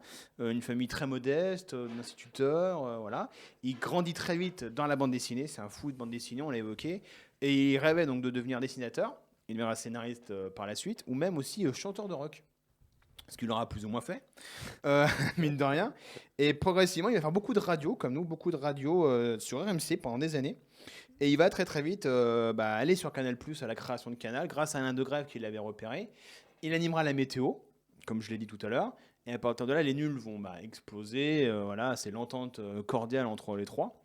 Et après, Chabat, lui, va devenir donc acteur et metteur en scène. Et c'est un très bon metteur en scène, notamment dans la bande dessinée. Bon. Ouais, le Marsupilami, Astérix et Obélix, Mission Cléopâtre. Alors évoquons un peu les deux, tiens justement. Quand tu vois Alain Chabat dans le making-of de Astérix et Obélix, Mission Cléopâtre, donc c'est en 2002, qui, rappelons-le, est quand même le meilleur des Astérix. Ouais, c'est la meilleure adaptation. Enfin, c'est pas un esprit Astérix, mais l'esprit des nuls. Oh si, quand même. L'esprit des nuls, l'esprit de Canal+, ressemble à celui de Goscinny. Tu vois, il y a une sorte de parenté qui se fait de manière instantanée, quoi. Ouais, un cousinage. Ouais. Et c'est vrai, quand tu vois le making-of du truc, tu vois Chabat en train de diriger donc, des milliers de figurants, c'est quand même un gros budget, quoi. Claude Berry, machin. Il y a un problème pour X raisons, et le mec, il fait attends 2 secondes, je vais prendre la Bible. Il prend l'album de Cléopâtre, et lui, il le lit. Il dit, tu vois, dans la case, machin, c'est comme ça, et tout. C'est un mec, il a un vrai amour sincère pour cette pop culture, et on le sent, je trouve, dans tous les plans d'Astérix. Bon, il a fait qu'une erreur, il est fidèle, Chabat, il est trop fidèle. Il a mis Debbouze dans le rôle de numéro bis. Bon, c'est une idée à la con, franchement. Non, c'est pas... Non, ça marche. Non, ça non, marche ça marche mieux bien. que Debbouze dans le Marsupilami. Ça marche beaucoup mieux. Ouais, vous êtes gentil. Je préfère Darmon déjà, en tournevis d'ailleurs. Non, c'est tournevis ou c'est à mon beau-fils. À mon beau-fils. À mon beau-fils, ouais, c'est Édouard Montout qui fait tournevis. Et moi j'adore ce film, voilà, je le regarde régulièrement. C'est l'esprit Canal dans toute sa splendeur, encore l'esprit nul. Ils sont tous là, mine de rien. Même Farrugia est là, sans l'aide, puisqu'il fait la bande-annonce magnifique où il joue Cléopâtre. Dominique Farrugia ne sera pas. Voilà pourquoi Dominique Farrugia n'est pas. Quand on le jette au crocodile. Jetez le crocodile. Mais jetez-le au crocodile. C'est monstrueux, c'est monstrueux. Et c'est vrai que Chabat, après, par la suite, va faire avec donc les Robins des Bois. Vous l'avez vu celui-là? Ouais. Peut-être que je l'ai en DVD, moi. Ouais, je le vis bien. Gros beat, par contre, après les 15 millions d'entrées d'Astérix Obélix, il avait fait, je crois, 1 million, 1 million 2. C'était quand même pas terrible, là, quand même, pour un Chabat. Un gros casting aussi, avec Gérard Depardieu, Jean Rochefort, les Robins des Bois. Ouais, mais il y a quand même des belles idées. Et puis c'est écrit par les Robins des Bois. On sent que voilà, c'est un film de passation. Oui, c'est ça. C'est un film où il dit voilà, vous êtes un peu les descendants des nuls, allez-y, récupérez le bébé. Oui, ouais, c'est ça. Ça se sera passé un peu plus mal pour les Robins des Bois, mais qui ont eu du mal à se détacher de des nuls comme vision tutélaire et tout de l'humour français, mais c'est quand même un film sympa. Et dans la bande dessinée, j'aime beaucoup, moi, sur la piste du Marsupilami. Franchement, c'est un film que je trouve qui est un peu sous-estimé. Ouais, il est vachement bien. Je trouve que l'esprit de Franquin est vraiment là, et l'intelligence de Chabat, c'est de trahir absolument tout ce que fait Franquin en termes d'humour. Mais pour conserver l'essence même, c'est le premier plan qui est très très beau, où tu as une petite chenille qui est sur une petite feuille, elle tombe, et tu as la queue du Marsupilami qui la récupère. Au bout de 3 secondes, je fais c'est bon, t'as tout compris, quoi. T'as tout compris, la poésie, la tendresse, le monde écologiste de Franquin. Même dans le jeu des acteurs, c'est très intelligent. Maître Nakache, elle a vraiment ce physique des femmes chez Franquin, avec ce nez, très particulier. Ouais. Même Tim Seat, en personnage en train de grogner, il a vraiment la tête, quoi, des personnages de Franquin, et des petits dictateurs, des petits personnages. Et Lambert Wilson en Céline Dion. Bien sûr. C'est pour ça qu'il peut tout se permettre. Tu vois. Et justement, là, t'as l'esprit nul qui revient, qui ressurgit Et ça marche, mais parfaitement, quoi. T'as Lambert Wilson sur Céline Dion, même Debbouze qui se fait taper sur la tête par un chihuahua, bah, ça marche. T'as même truc à Avatar, t'as des références à Avatar, même à sa boîte de prod chez Wham. Chez Wham, on l'a pas cité, mais Burger Quiz. Oui. L'une des immenses réussites d'Alain Chabat. Bah, c'est le seul C'est un moment, chef-d'œuvre. finalement, où l'esprit Canal est réapparu. C'est la dernière fois, ouais. C'est le dernier bastion de l'esprit Canal, c'est ça. Ils ont tous essayé. Après, il y a eu des trucs très bien sur C'est l'époque Canal. où Lescure s'est barré à cause de Jean-Marie Messier. Ouais. Et, À la même époque. et puis il y a eu Burger Quiz qui était vraiment un truc magnifique, quoi. Burger Quiz qui était vraiment génial puisque animé par d'autres animateurs puisque Chabat Oui. tournait déjà Astérix. Au bout d'un moment, il y a eu 2 saisons. Puis Non, une saison, une. Il y a eu une Ouais, ouais. saison, ouais. Puis après des spéciaux, mais vraiment. Oui, spéciaux. c'est ça, il y a eu des spéciaux Nouvel An, mais il en fait 6 mois, Chabat, et puis après ça tourne. Il y a KDO. Laurent Baffy, Farouja. Ouais, il y a Farouja qui est très bien. Elise Moon. Enfin bon, bref, c'était vraiment génial, le burger de la mort et tout. On fait souvent des parties à la maison. Vous en avez fait une avec moi, non? Ça Pas intéresse encore. les auditeurs, ça. Bon, on en fera une très vite, je vous emmènerai. Le Burger Quiz, achetez-le, vous le trouvez sur le bon coin. Et amusez-vous, ça, c'est un jeu pour les fous de super grave que nous sommes. Et voilà. Burger Quiz, c'est une époque. Et moi, ça manque un peu tout ça quand même à la télévision. C'est la dernière grande émission comique qu'on a eue. J'en vois Ouais. pas depuis. Et on a oublié un film, mine de rien, d'Alain Chabat, c'est quand même Didier. Oh, c'est trop bien. Didier avec tous les nuls réunis dedans. Enfin, sauf Et Bacri. Bruno Carrette. Et Dieudo avant qu'il déconne grave. Non, et Bakri. Bacri qui est super. L'arrêt du cul. C'est un film quand même super pop aussi quand même Didier. Ouais. Et puis il faut le jouer quoi. En termes de jeu, jouer avec les barres, il faut d'une être bon. Il joue et être exceptionnellement crédible. bien. Puis c'est drôle, tout simplement. Tu sais qu'ils vont faire un remake là avec, je crois, oui c'est ça avec comment il s'appelle, Michael Keaton. Ils vont faire un remake où il joue un chat. C'est le même problème avec un chat à la base. Et c'est vrai que Chabat après a multiplié un peu les casquettes. Il est producteur avec chez Wham. Ouais. Il a fait 2-3 trucs assez sympathiques. Justement, des films vraiment très pop. Je pense à La personne aux 2 personnes. Je sais pas si vous l'avez vu celui-là. Non. De Nicolas et Bruno qui est absolument génial. Où le concept, on entendra tout à l'heure la musique Flou de toi. Donc Gilles Gabriel. Où le concept c'est un chanteur ringard qui se fait tuer par Auteuil, qui est donc un comptable complètement minable. Et le concept c'est que Chabat se trouve dans la tête d'Auteuil. Donc Auteuil parle constamment tout seul du début à la fin. Et Chabat décide de le coacher. Donc c'est quand un ringard coach un minable. Donc vous pouvez imaginer les possibilités. C'est un film que personne n'a vu, qui est absolument monstrueux, où tu as Auteuil en slip qui parle tout seul, c'est génial. On peut citer Le Cousin, mine de rien aussi, une grande réussite d'Alain Chabat, de Corneau, qui est vachement bien. Qu'est-ce qu'il a fait d'autre, Chabat, en bon film? Il y a Gazon Maudit, Gazon comme Maudit, acteur, évidemment. il est exceptionnel. Gazon Maudit de Balasco, avec Victoria Abril. Et Prête-moi ta main, c'est lui ou c'est pas lui? C'est sur, c'est sur une idée de lui. Ouais, c'est sur une idée de scénario de lui. C'est quand même quelques belles répliques. Oh, puis c'est un des derniers grands rôles de Bernadette Lafont quand même. Ouais. Bien sûr. Ouais. Ouais. Mais après, il a pas fait. J'ai sa filmo devant les yeux. Il a quand même pas fait que des réussites. Hein. On peut citer aussi Chouchou dans les mauvais. C'est le moins mauvais dans Chouchou quand Oui, même. c'est clair. Qu'est-ce qu'il a fait d'autre en mauvais? 15 ans et demi. Il a nuit au musée 2 avec Ben Stiller. Oui, Napoléon. C'était pas mal. Ouais. Comme quoi, il est connu aux États-Unis, Chabat, ça fait plaisir. Et réalité était excellent en réalité. Le dernier Dupieux, c'était vraiment super. Avec son film Wave, son film d'horreur. Vous l'avez vu celui-là, ouais? Tu l'as vu toi? Ouais. Son film Waves avec la recherche du plus beau cri. Et avec Jonathan Lambert qui est issu de comédie. Ça nous fait une belle transition pour Farouja, ça. Non? Oui, Farouja, lui, c'est plus. De toute façon, c'est quelqu'un qui venait plutôt de derrière la caméra, Farouja. Ouais, c'est un technicien à la base. Et il y est retourné. Il a fondé sa chaîne comédie, je sais plus, en 97, je crois, 18, je sais plus. Enfin, voilà, fin des années 90. Une toute petite chaîne avec un tout petit budget qui, comme son nom l'indique, ne diffusait que des comédies. Et avec. J'ai grandi avec comédie. Ouais, c'est ça, moi aussi. Et avec une émission culte, la grosse émission. Ça, c'est extraordinaire, ça. Mademoiselle Hortense, venez voir, vite, venez voir. Me voici, professeur Thibault, qu'avez-vous découvert? Regardez.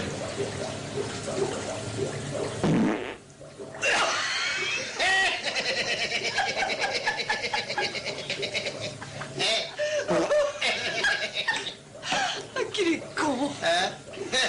La whisky pète.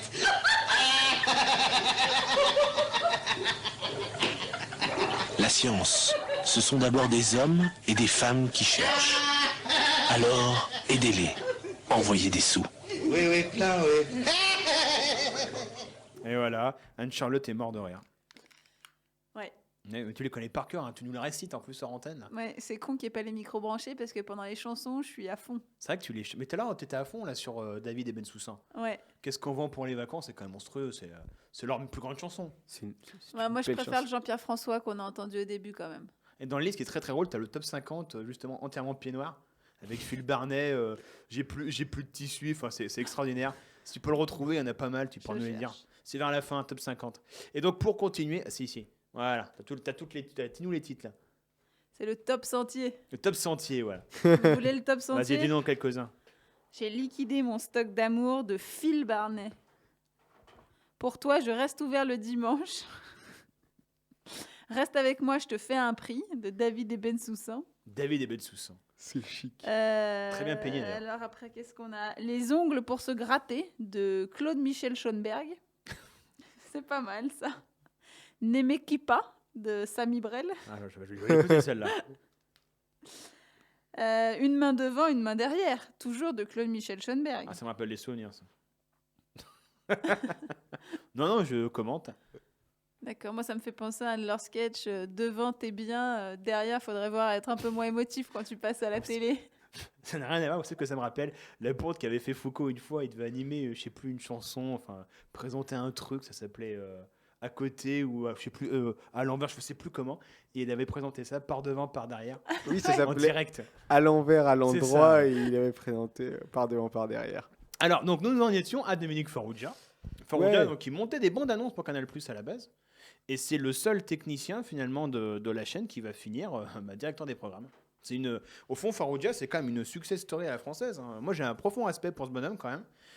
Qui a quand même réussi en faisant des beats sur la France. C'est extraordinaire, en faisant aucune concession. Et il est monté jusqu'au haut de la chaîne. Après le départ de Lescure et de Greff. Ouais. Et après, il s'est spécialisé dans la mise en scène lui aussi. Ils sont pas terribles, hein, ces films. Tu les as vus? J'ai dû en voir. Il y a Trafic d'influence avec Junio et l'Ermite sur la politique, qui est pas trop mal. Encore, il y a Benuro qui est dedans, tu vois. Il y a Chabat, bon, il y a encore des mecs qu'on aime bien. Il y a évidemment après ces autres films comme comment il s'appelle, L'amour c'est mieux à deux, qui est pas si dégueu que ça celui-là.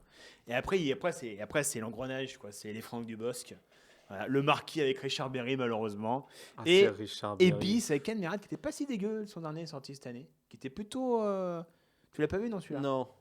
Mais il était pas si mal, hein, très dans l'émotion et il se démarre pas si mal, mais il a un peu vendu son âme au diable. Il a un partenariat de coproduction avec Rampacorp.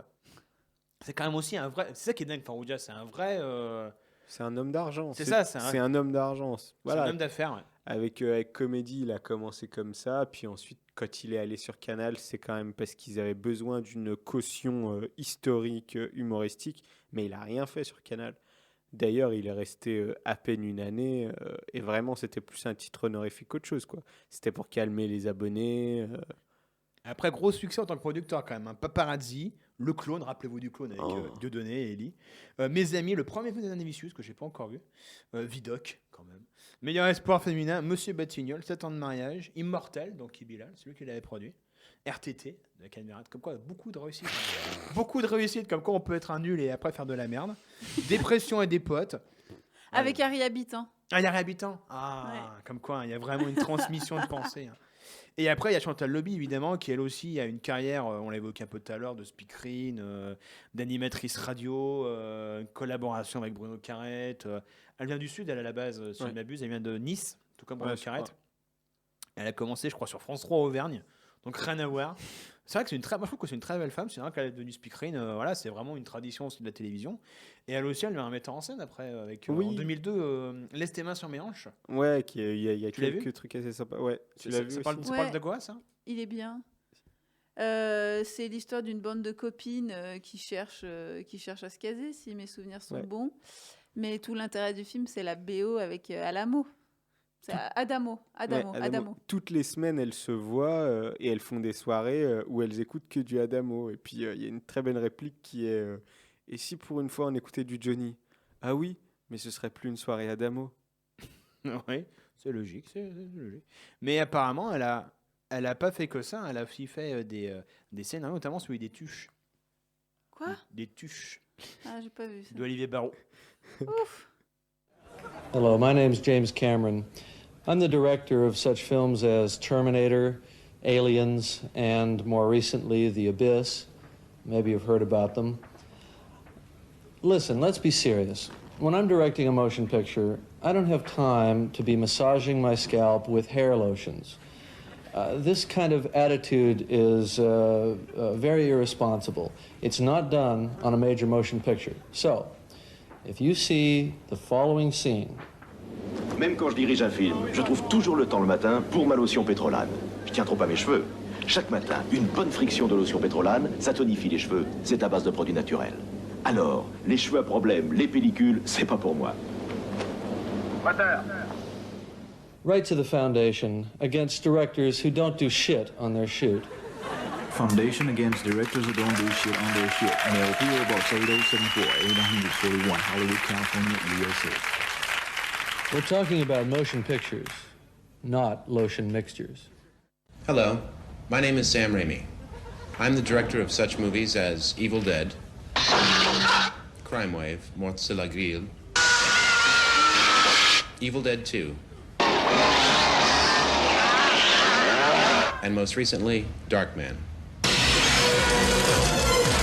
Maybe you've heard about them. When I'm shooting a movie, I just don't have time to massage my scalp with hair lotions. It's not the type of conduct that one would assume on a major motion picture production. You just don't do that. This attitude is irresponsible. So if you're the witness to this scene... Même quand je dirige un film, je trouve toujours le temps le matin pour ma lotion pétrolane. Je tiens trop à mes cheveux. Chaque matin, une bonne friction de lotion pétrolane, ça tonifie les cheveux. C'est à base de produits naturels. Alors, les cheveux à problème, les pellicules, c'est pas pour moi. Right to the foundation against directors who don't do shit on their shoot. As James Cameron, Sam Raimi, and Luc Besson of Le Grand Bleu subscribe to the Foundation against directors who don't do shit on their shoot right now. If the Darkman segment was short, here's a little more.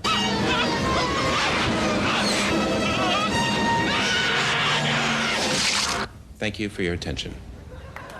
Ce qui est bien avec Les Nuls, c'est qu'on arrive à évoquer aussi James Cameron et Sam Raimi.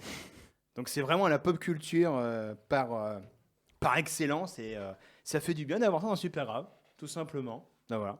Et puis on peut annoncer qu'on fera aussi un de ces jours Cameron et Raimi, non ? Oui. Ça tenterait, toi ? Oui. Les deux ?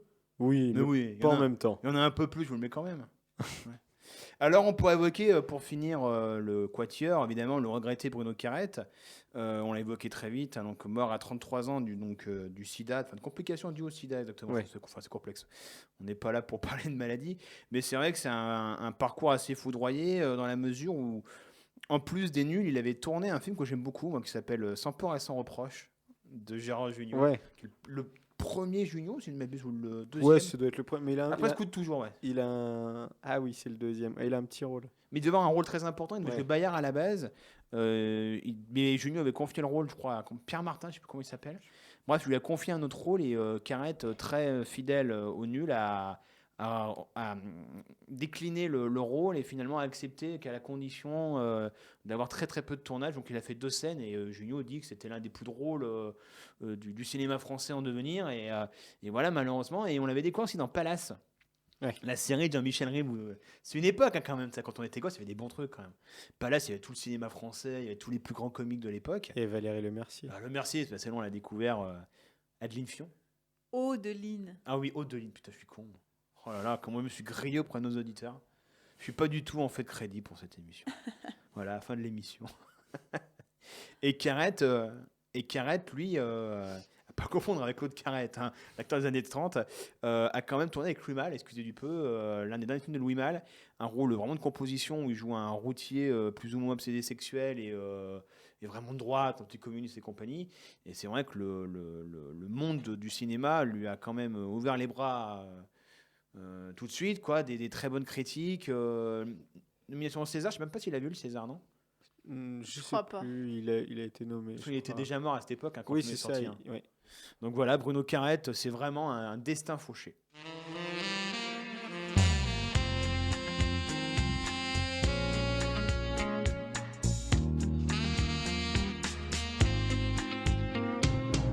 Travelling avant sur nos 10 ans, comme 2 amants, comme 2 aimants. J'étais le moins, t'étais le plus. Faut que je fasse le point, je suis plus focus.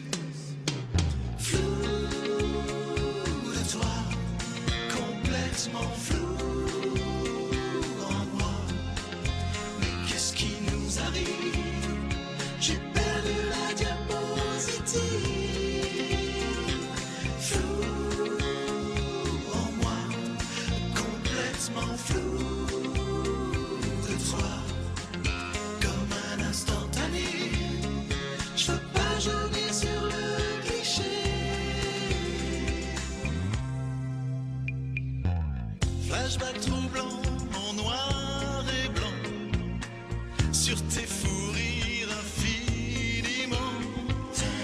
Encore ce rêve que je fais toujours, celui que je t'aime plus que l'amour. Comme un baiser de Robert Doisneau, je veux qu'on soit beau sur la photo. Tirage soigné, mat ou brillant, la vie commence à 40 ans. Flou de toi, complètement flou en moi. Mais qu'est-ce qui nous arrive? Je veux retrouver la diapositive. Flou en moi, complètement flou de toi. Comme un instantané, je veux pas jaunir sur le cliché. Gros plan sur toi et tes yeux bleus à Marbella. Tu es ma muse, tu es ma star de cinéma. Je sais pas pourquoi, mais je sais que le film s'arrête pas là. Alors, viens avec moi, viens avec toi, je te ferai la Dolce Vita. Parce que je suis flou de toi, complètement flou en moi. Mais qu'est-ce qui nous arrive? J'ai retrouvé la diapositive. Flou en moi, complètement flou de toi. Comme un instantané, je veux pas jaunir sur le cliché. Non, non, non, non, non. Pas jaunir. Les myopes qui refuseront de porter des lunettes seront internés dans un asile de flou. Très très bonne transition, ami, très bonne transition. Puisqu'on vient d'entendre évidemment Flou de toi par Gilles Gabriel, donc Alain Chabat, dans le film que j'évoquais tout à l'heure, La personne aux deux personnes, réalisé en 2007 par Nicolas et Bruno. Et ça permet d'introduire un peu une dernière partie qui est un peu l'influence immense des nuls, leur héritage plutôt, leur héritage. Et Nicolas et Bruno, c'est les créateurs du très bon module qu'on pourrait dire, qui est donc message à caractère informatif. Vous connaissez ça? Ouais. Qui est absolument génial, où c'est un peu un concept, on pourrait dire, à la classe américaine, un peu le grand détournement, qui est aussi un peu un bébé de l'esprit nul, qui veut reprendre des films d'entreprise et les redoubler en créant des sketchs. Chez Jean-Charles, donc, qui est chroniqueur avec nous, qui m'a fait découvrir ça, et un qui est très très bon, c'est le bunker nucléaire. Vous l'avez vu celui-là? Où c'est un mec, c'est une entreprise où il y a plein de trucs. Un mec, il te dit, j'ai 3 tonnes et demie de choc à pic, j'ai une laisse de 8 km pour mon chien. Et il est monstrueux ce sketch. Et c'est vrai que Chabal en a fait un aussi dans le Burger Quiz. C'est vrai qu'elle pue ma paille là avec Gérard Jugnot en duo. Il reprend justement tout le concept de message à caractère informatif. Papa, comment on fait les bébés, Papa, comment on fait les bébés, Papa, comment on fait les bébés, Papa, c'est quoi cette bouteille de lait? Eh bien, ça c'est ta mère. Ça c'est ma bite. Et voilà comment on fait les enfants. C'est pas compliqué. Suffit de demander. Voilà, forcément, comment on fait les bébés. Farouja nous explique, c'est très très bien. Merci les nuls. Alors quoi d'autre comme influence? On a parlé des Robin des Bois tout à l'heure, donc il y a clairement les Robin des Bois. Tous les comiques de toute manière qui sont sortis de comédie. Bien sûr, oui. Et on pense à Jonathan Lambert. C'est vrai qu'on a évoqué comédie très vite tout à l'heure, mais comédie quand même est un vivier incroyable de talent, quoi. Ouais, Jonathan Lambert, Cyril Hanouna, Axel Lafont, KDO, les Robin des Bois. Tout ça donc grâce à la grosse émission donc créée par Dominique Farrugia, qui l'animait d'ailleurs aussi. Ouais, il y avait au départ c'était des animations tournantes. Mais c'est à cause, on l'a pas évoqué, mais c'est à cause de sa maladie qu'il est parti, Farrugia. Donc il a une sclérose en plaques. Hein. Et c'est vrai qu'on le voit plus trop depuis quand même. Il fait beaucoup moins le con déjà. Enfin, on l'a dit, il est vraiment homme d'affaires, mais à l'époque, je savais pas du tout. Donc c'est pour ça qu'on le voyait plus. Quoi. Ouais, c'est pour ça. Ouais, et qu'ils ont trouvé ce concept d'animation tournante. Ouais. Quoi.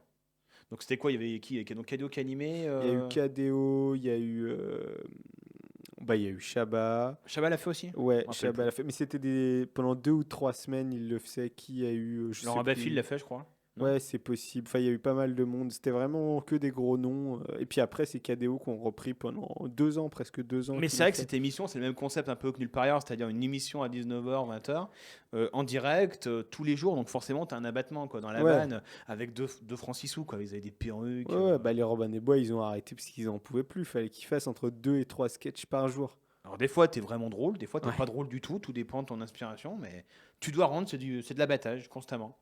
Et les Robin des Bois, après, on les a découverts après. Du coup, ils ont été upgradés. Ils étaient sur Nulle part Ouais. ailleurs après. Ouais, après, ils étaient sur Canal, mais ils étaient déjà moins drôles sur Canal. Là où ils étaient vraiment bons, c'était sur Comédie.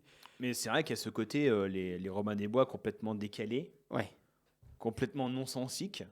Ouais, puis avec pareil, c'est un peu le même truc. Il y a on va dire, un leader un peu lunaire avec Pef, qui a vraiment des ressemblances dans le profil avec Chabat quand même.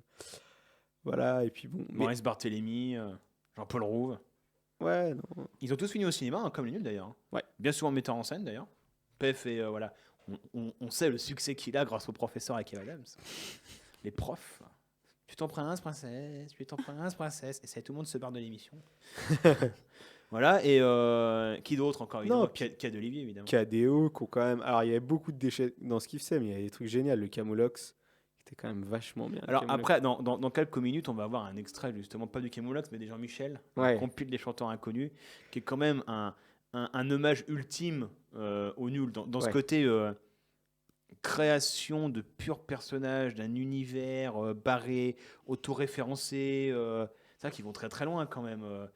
Le Groland aussi, pareil, dans l'inspiration des JT, de décaler tout ça, ce sérieux des JT, ce cérémonial. C'était les premiers à avoir fait ça, Ouais. les nuls. Et aujourd'hui, qu'est-ce qu'on pourrait citer encore? Il y a Jamel Debbouze, mine de rien. Ouais, bah c'est. Mais on va dire qu'à Canal, ils ont tous eu cette inspiration-là. Les nuls, ça. Et puis les nuls les ont soutenus aussi. Les nuls ont beaucoup soutenu Jamel. Peut-être que Chabat est très fidèle envers Jamel Debbouze. Voilà, il y a eu. Et puis même, un des plus gros hommages, peut-être, ça a été Bref. Il y a Oui, quelques Bref. années, la série Bref, c'était vraiment un hommage aux nuls parce que c'était vraiment. Mise en scène. Ouais, puis c'était vraiment. Mais d'ailleurs, c'était dit clairement dans un épisode. C'était vraiment des gens qui ont vécu avec les nuls. Ah, c'est dit, ouais. Ouais, c'est dit dans Bref. J'aime bien regarder Bref, donc.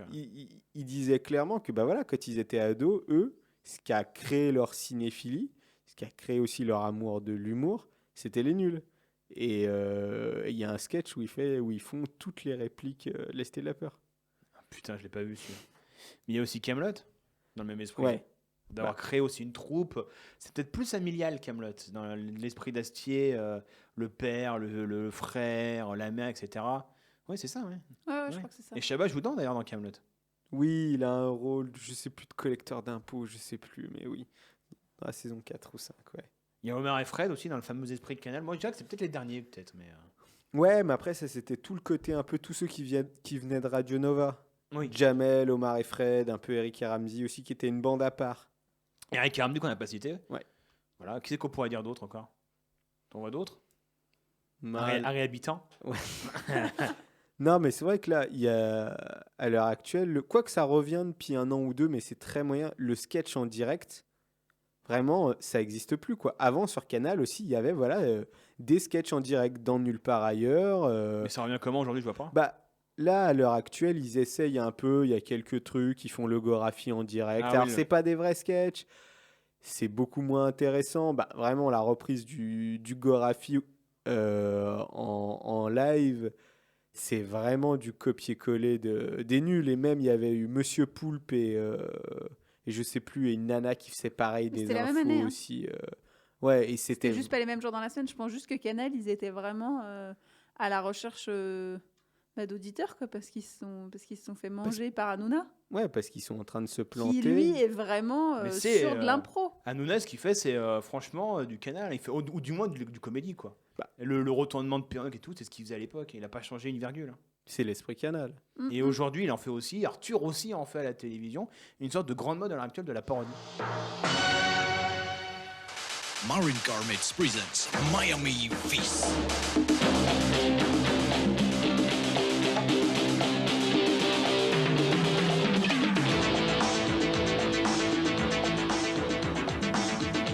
Starring Don Johnson Phil Broccoli, les deux flics les plus vicieux de tout Miami.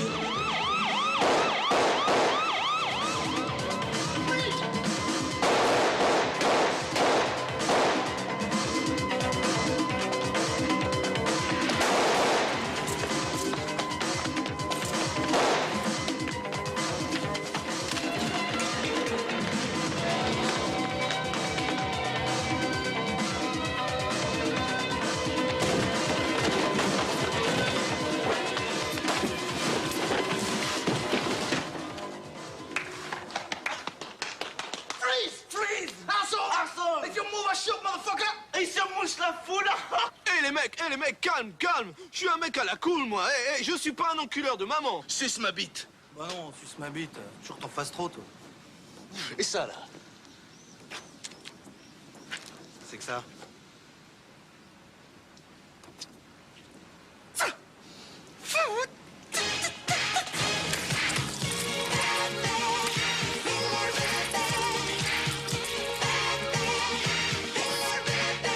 C'est de la coke. Suce ma bite. Eh mec, vous êtes pas cool. Il m'a déjà pris ma coke. Je veux pas en plus lui sucer la bite. Oui, suce-nous la bite.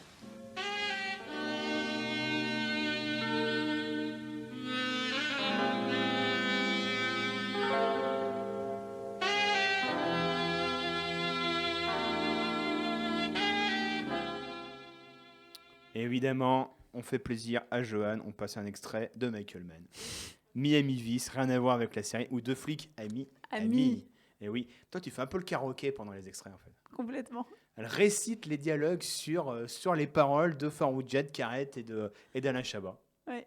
Alors on pourra peut-être finir sur Canal+, non ? Ouais, non, bah c'est vrai que Canal+, c'était quand même un truc assez bien huilé, on va dire. C'était de l'huile. Ouais, non mais il y avait voilà des grands trucs comiques qui sont toujours très bien enchaînés, Coluche, Les Nuls, Les Guignols, Groland. Et puis là, ça fait 4-5 ans qu'ils sont dans la grande difficulté. Depuis la fin d'Omar et Fred, je dirais, non ? Ouais, c'est ça, ouais.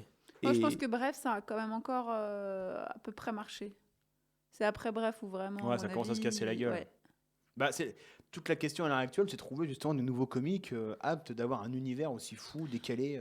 Moi, je crois que le problème qu'ils ont, c'est qu'ils n'ont pas réussi à se trouver. Enfin, ils veulent toujours faire la même chose que ce qu'ils faisaient il y a 20 ans, mais juste, ça marche plus pareil. Enfin, on n'attend plus la même chose aujourd'hui. Enfin, comme tu disais, il y a Internet, on peut manger des sketchs H24 si on veut. Oui, puis il y a des nouveaux modules, quoi. Donc, on attend un truc un peu différent, parce que c'est pour nous ressortir la même sauce qu'à 25 ans, bah, autant prendre l'original. C'était beaucoup mieux. Tout d'un coup, je pensais à des mecs, les Palmachos, peut-être. Ouais, c'est à peu près les seuls. Mais le Palmacho, c'est pas Canal. Ouais. Oui, mais c'est des 8, donc c'est Canal. Mais la force, tu vois, du Palmacho, c'est qu'ils essaient pas d'être hype. Et la grosse difficulté de Canal, c'est vraiment, ils essaient d'être hype. Ce qu'ils n'ont pas compris, c'est que les nuls, ils n'étaient pas hype. Ils le sont devenus à tout le monde. Parce que c'était bien. Parce que c'était bien, les gens branchés se sont dit, waouh, en fait, c'est branché, alors qu'en fait, non. Et Canal, ils essaient avant tout d'être branchés, et après, ils se posent la question, est-ce que c'est drôle ou pas ? Et c'est trop tard, c'est dans l'autre sens. T'es drôle, faut être jusque boutiste pour pouvoir être drôle, et ils le sont pas. Ils font tout à moitié. La compilation des chanteurs inconnus, pour la première fois que des chanteurs pas connus du tout. Ils ne chantent que 50% de ses chansons préférées, c'est Jean-Michel à moitié. C'est un beau roman, c'est une romance. Il rentrait chez lui, elle descendait. Il trouve que ça a bon goût. Pour la première fois sur une compilation, Jean-Michel mange micro.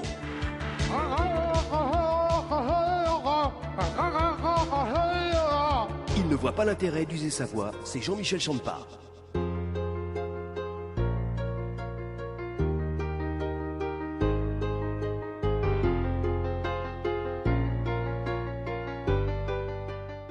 Il croit que tout le monde connaît ses chansons, c'est Jean-Michel, à vous.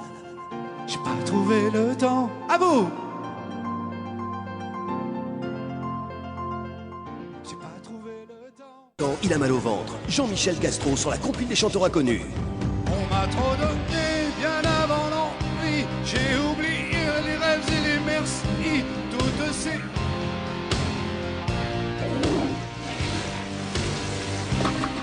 Désir aussi qu'on me donne l'envie. Sa mère, c'est France Gall. Son père, c'est Robert De Niro. Découvrez Robert De Niro-Gall. Si maman fuck, si maman fuck, maman si tu vois talk to me. Sa mère, c'est Véronique Sanson. Son père, c'est Darry Cole. Découvrez pour la première fois David Sangol. Petit canaillou, petit canaillou. Ah ça c'est sûr, petit canaillou, petit canaillou, petit canaillou, petit canaillou, petit canaillou, petit canaillou. Alors oui, KDO, l'époque, la fameuse époque où Cad était drôle. Vous vous en rappelez ça? Ouais. Mais quand ils sont ensemble, Cad et Olivier, bah, c'est le duo magique. Hein. Ils avaient fait une émission aussi avec KDO, il y avait Monsieur Pringles avec Jonathan Lambert. Ouais, c'était pas mal. Parce que c'est vrai, quand même, les nous, on l'a pas dit, c'est quand même des vrais comiques de personnages. Et Oui. ça n'existe plus, ça. On l'a pas dit aussi, on est dans une phase à l'heure actuelle très stand-up. Ouais. On est beaucoup on est dans le stand-up, hein. Mais c'est vrai que c'est une ère de l'oralité, alors que l'époque, on va dire, des nuls est plus basée sur le comique de geste, le quiproquo, la parodie, le visuel, la mise en scène. Il y a beaucoup de visuels. C'est pour ça que les nuls ont marché, tout comme les inconnus. C'est les deux mamelles de notre enfance en termes de comédie. Enfin, avant qu'on connaissait tout ce qu'on a évoqué depuis le début de cette émission, je sais pas, les Robin Williams, les Eddie Murphy, les Seinfeld, les Louis C.K., ben, il y avait tous ces mecs, quoi. Il y avait aussi De Funès, qu'on a évoqué aussi, mine de rien. Et peut-être qu'on fera un jour Coluche et Pierre Richard, dans les comiques français. Non, mais c'est vrai qu'il y avait aussi les inconnus, et les inconnus, c'était quand même formidable en termes de parodie. Enfin, il y a les... C'était les meilleurs. Ouais. Et les inconnus, il faut quand même le dire, ils chantaient vraiment bien. Oui. Enfin, ils chantaient même souvent Comme mieux. les inconnus, ouais. Et Ils chantaient même souvent mieux que les originaux, quoi. Et ils se travestissaient vraiment bien aussi. Ah oui. Bah Chabat, un don pour ça. Chabat aussi, c'est vrai que Chabat. Il est souvent en porte-jartel quand il se petit suicide. Et vous vouliez évoquer un sketch aussi? La Sarbacane? Ah bah oui, une très belle reprise de notre ami Cabrel, où il faut écouter vraiment les deux, l'original et puis la reprise par Chabat. Et vraiment, on fait presque plus la différence tellement les modifications sont fines et sont salaces quand même. Alors justement, pour finir, qu'est-ce que vous conseillerez à nos auditeurs, je sais pas, de découvrir, de lire, de voir, en lien avec les nuls, avec leur humour? Bah déjà, il y a l'Intégrule. L'Intégrule en DVD, les deux. L'Intégrule, c'est comme l'intégrale, mais avec un U. Oui, c'est très fort. Et toi, Anne-Charlotte, tu as une idée comme ça? La Cité de la Peur, on en a beaucoup parlé, mais bon, c'est quand même... Il y a une très belle édition de DVD de la Cité de la Peur avec une gelée, avec une bobine. C'est une bobine de cinéma. Et... Il coûte pas cher, il coûte 10 € en DVD. Et il n'est pas sorti en Blu-ray encore. Je sais pas. Ah ouais, mais je crois qu'il avait parlé, Fort Audia, c'est en train d'être fait. Donc ouais, la Cité de la Peur en 4K au Festival Lumière ou au Festival de Cannes, ça pourrait être bien, ça. Non, moi je vous conseille un truc, enfin c'est pas les nuls, mais moi je vous conseille les Pamela Rose. Vraiment, les deux Pamela Rose de KDO, surtout le deuxième, mais qui a retué Pamela Rose. Je trouve que c'est le plus bel hommage qu'on puisse rendre à tout cet humour-là. Je vois pas d'autres déclarations d'amour plus belles que ces deux films. Et Chabat joue dedans. Ouais. Peter McGray dans le premier, le chanteur de country. Il chante très bien. Et voilà, et on va écouter un dernier extrait, tiens. Elle fait la cuisine, Monique? Oui, Qu'est-ce qu'elle te fait à manger? de l'huile. Est-ce que tu sais, Audeline, qu'est-ce que tu voudras faire quand tu seras plus grande? Vider les truites. Vider les truites? C'est pas banal. Comme ça, je pourrais en manger plein. Avec des frites? Non, avec de l'huile. Ce qui est bien avec Anne-Charlotte, c'est qu'elle est morte de rire pendant les extraits, quoi. Ouais. Tu peux pas rigoler un petit peu, là? Non. Pour finir, bah allez, pour finir. Non, je glousse plus que je ne ris, donc je ne voudrais pas effrayer les auditeurs. J'ai presque envie de faire une vanne pour recevoir encore un coup de pistolet, mais je vais pas la faire. Allez, vas-y. Mais non, j'allais dire normal. Il est pas chargé. Oh, c'est bon. Il est pas chargé comme Raphaël. Oui. Que nous sommes fins. Allez, on va passer tout de suite au Yippee-Ki-Yay, du coup. Yippee-ki-yay, motherfucker. Yippee-ki-yay, motherfucker.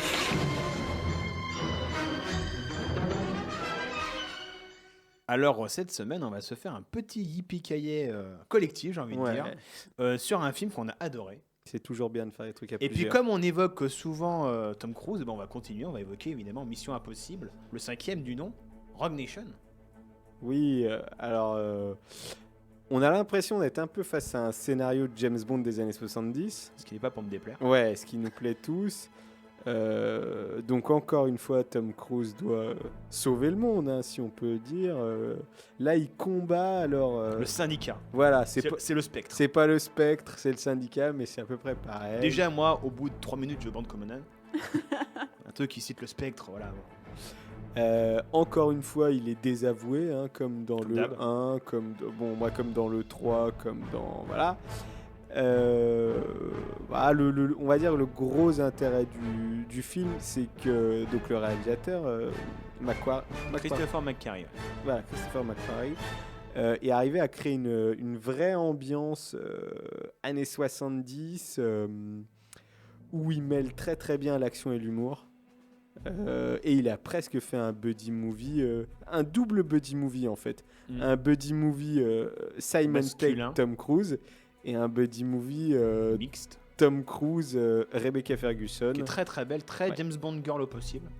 Il y a un plan magnifique justement, elle monte, très James Bond, elle monte les marches de l'Opéra à Vienne sur ses jambes interminables. Dans une magnifique robe jaune. Ouais, mais c'est plus James Bond tu peux pas.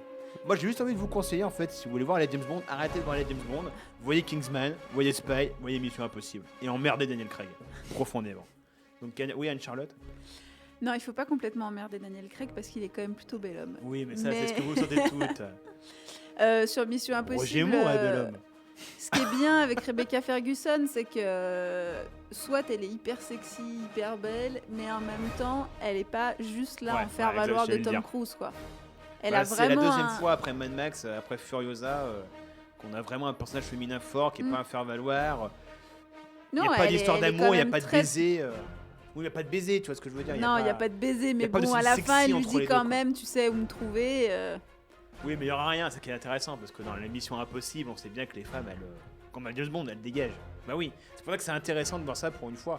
Et ce qui est intéressant, c'est qu'on sent que c'est la première fois, on l'avait évoqué plus ou moins dans l'émission de Tom Cruise, que Tom Cruise prend vraiment en compte son âge. Ouais. Dans celui-là, on le voit vieillir et il est à la ramasse quasiment tout le temps dans celui-là. Et c'est elle qui est tout le temps là pour le sauver, quoi. Il y a la séquence qui est vraiment assez admirable de la respiration sous l'eau. Il doit récupérer une valise de codes.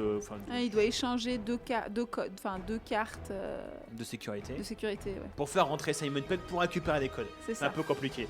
Et il doit donc faire ça en apnée. Et il n'y arrive pas. Et c'est elle qui donc fait de l'apnée, qui va récupérer Tom Cruise et qui le sauve et qui le trahit par la suite. Tout le monde l'a vu hein, déjà, c'est un gros succès. Donc on peut balancer un peu. Hein. Et le duo, ça avec Simon Pegg fonctionne de mieux en mieux. Simon Pegg prend une importance progressive dans l'émission Impossible. C'est presque une trilogie avec le 3, le 4 et le 5, j'ai l'impression. Depuis Abrams, ils ont pris une autre tournure quand même. Il y a deux périodes dans Mission Impossible. Mais et ce qui est intéressant d'ailleurs, c'est qu'on pourrait penser que le ressort comique ne va être que sur Simon Pegg. Et c'est d'ailleurs ce qui était le cas dans le 4. Hein. Dans le 4, le ressort comique, c'était Simon Pegg. Et là, c'est drôle parce que Tom Cruise est vraiment drôle. De toute façon, on en a parlé longuement dans notre émission sur Tom Cruise. Vous pouvez la réécouter sur Mixcloud. Je fais un peu de promo. Il a un vrai potentiel dans le comique, Tom Cruise. Mais il va être obligé d'aller vers ça. Et c'est vrai que son projet Casablanca, là, de comédie musicale, ça fait très envie. Moi, je pensais vraiment à ça. Et il y a la séquence de l'opéra qu'on n'a pas évoquée, qui est monstrueuse, qui est l'une des plus belles, je pense, des 5 Missions Impossibles, où Tom Cruise doit se battre avec... en gros, franchement, c'est Robert Shaw dans Mademoiselle de Russie. Hein, deuxième James Bond, c'est vraiment le même archétype de méchant, quoi. Et il se bat dans les coulisses de l'opéra de Vienne pendant Durandot. C'est souvent utilisé par rapport à sa relation avec Rebecca Ferguson. Et il saute comme ça de poudre qui monte, qui descend, il passe dans des cordes. Et en même temps, tu as la musique, donc tu n'as pas une parole, quoi. On a presque le cast de Verneuil. Ça m'a fait penser à ça. Justement, tout ce cinéma-là, des 70s, même Bullitt, où tu n'as pas un son, c'est juste de l'image pure. Et c'est vrai que McQuarrie est très très bon là-dedans. Non, après Jack Reacher, qui était quand même vachement bien, Jack Reacher aussi. On sent qu'il a le profil de l'artisan très habile. À la Peter Yates ou ces mecs-là, tu vois. Voilà, c'est ça. Et c'est un réalisateur qui est pas mal parce que, bon, déjà, c'est un grand scénariste à la base. Hein. On sait que c'est lui qui a fait Usual Suspect, par exemple. Et, il a écrit celui-là aussi. Hein. Et voilà, il a un truc assez fort, c'est que il se met pas totalement en avant, il se met vraiment au service du film. Et vu qu'il est peut-être un peu moins talentueux que ses prédécesseurs. C'est pas Brad Bird en termes d'action. Voilà, c'est en pas termes Brad de Bird. mise en scène pure. Mais en même temps, il a l'intelligence de comprendre Tom Cruise. Il Bah. le comprend parfaitement, il fait tellement bien le film pour lui. Il le voit d'ailleurs. On en parlait avec Uncharted. Tom Cruise est super beau dans ce film-là parce qu'il sait comment le filmer. Dans quelle mesure, par contre, j'ai pas. Eh ben, J'ai pas saisi ça. Il le filme d'une manière. Alors Tom Cruise est toujours mis en avant pour être voilà. C'est le principe de la saga, hein. C'est quand même, C'est quand lui même le le producteur. principe même de tous les films avec Tom Cruise, mais il est filmé avec plus de délicatesse Ouais, que il y a d'habitude. énormément de gros plans juste sur son visage. Pas Mais je forcément à trouve des que justement, moments il a où vraiment il parle, changé, donc, où il est en champ contre champ. Il y a vraiment des moments où juste il est filmé alors qu'il réfléchit, ou même alors qu'il y a des gens qui lui parlent, mais c'est lui qu'on regarde toujours. Oui, c'est vrai. Il y a Et une- il est filmé de manière très douce. Ouais. Enfin, ouais. C'est presque un regard féminin sur presque une caméra amoureuse de Tom Ouais. Cruise. Mais je trouve que même Tom Cruise, au niveau de la corporalité, il est de plus en plus burlesque. Quoi. Tout le début, justement, ça commence, il le vend dans la bande-annonce, Tom Cruise qui est accroché à un avion, il l'a vraiment fait. Ouais. C'est un peu lié avec Bebel, ça, justement. Le Oui. mec qui fait vraiment les cascades, il faut montrer que c'est bien lui qui l'a fait. Quoi. Et tout ce début, c'est très très drôle avec Simon Pegg, et justement après l'opéra, puis après... Il a vraiment un rapport comme ça au corps, au rapport au monde qui est fascinant, tout simplement. Puis ce qui est drôle, c'est que c'est le premier où il rate des trucs. Bah oui. Donc, comme tu disais, il se rate sous l'eau. Après, en moto, il tombe comme un débile. Il a un accident de voiture. Une course poursuite à moitié mort. Mais c'est ça. Enfin. Non, mais autant le quatrième, c'était un peu le malaise de la technologie, rien ne marchait. Ouais. Et c'était justement l'équipe qui faisait fonctionner le tout. On retrouve ce côté équipe dans celui-là, qui est quand même de plus en plus prononcé. Et on retombe Ving Rhames, Jeremy Renner, Simon Pegg, Alec Baldwin dans un petit rôle qui est sympa aussi. Ouais. Quoi. Rebecca Ferguson, ce côté trahison, agent double, agent triple, agent quadruple, on sait même plus bonnement, et puis on s'en fout de toute façon. Et tout ça, ça fonctionne très très bien. Et dans la mesure aussi où Mike Carey montre un Tom Cruise vieillissant, un peu à côté de ses pompes, ça qui est assez intelligent. Quoi. Tous les Missions Ouais. Impossibles ont vraiment des facettes différentes. Et moi j'ai beaucoup aimé le film, mais c'est peut-être l'un des moins bons. Moi j'aimerais bien le dire quand même aussi. En termes de mise en scène, voilà, McCarthy est encore dans son deuxième film en même temps. Hein. Il a encore du boulot. Quoi. Troisième film. Ah oui, c'est vrai qu'il avait fait le premier. Comment Way of the Gun. Way of the Gun. Tu l'as vu, il est bien. Ouais, non, c'est pas très bien. C'est du sous Tarantino. Mais c'est vrai qu'il est très référentiel. Hein. C'est vrai qu'il est très Steve McQueen, très Clint Eastwood, très James Bond pour le coup. Moi, le premier, c'est vraiment mon préféré. Bah, moi aussi, le 4. J'ai un amour particulier pour le 2 qui est très décrié, mais je trouve qu'il y a des choses passionnantes. Et après, le 3, le 4, le 5, pour moi, c'est à peu près, ça se voit à peu près. Je suis fan de la scène d'introduction du 4, là, où il recrée le couloir en hologramme. Voilà. Mais bon, bah moi, franchement, ça se vaut. je pense que là, l'appel du pied est lancé. Hein. Il veut être Galwright pour le 6e. Ouais. Simon Pegg prend de plus en plus d'importance. Tu m'as dit en antenne qu'il avait fait une interview où il disait qu'il aimait beaucoup Edgar Wright.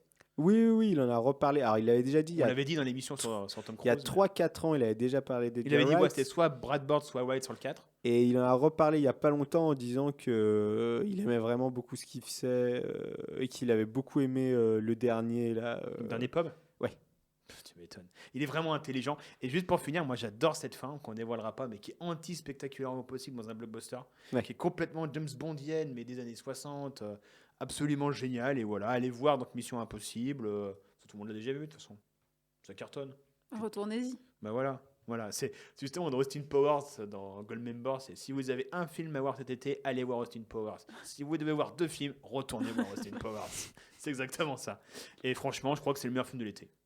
De très loin, devant les Mignons, dans toutes ces conneries. Bon. Moi, je vais faire un petit cloug. Mais qu'est-ce que c'est que cette matière? C'est de la merde. Non, c'est Cloug. Tiens, j'y pense d'un coup, on fera une émission sur le Splendid aussi. Ça peut être bien sur le Splendid.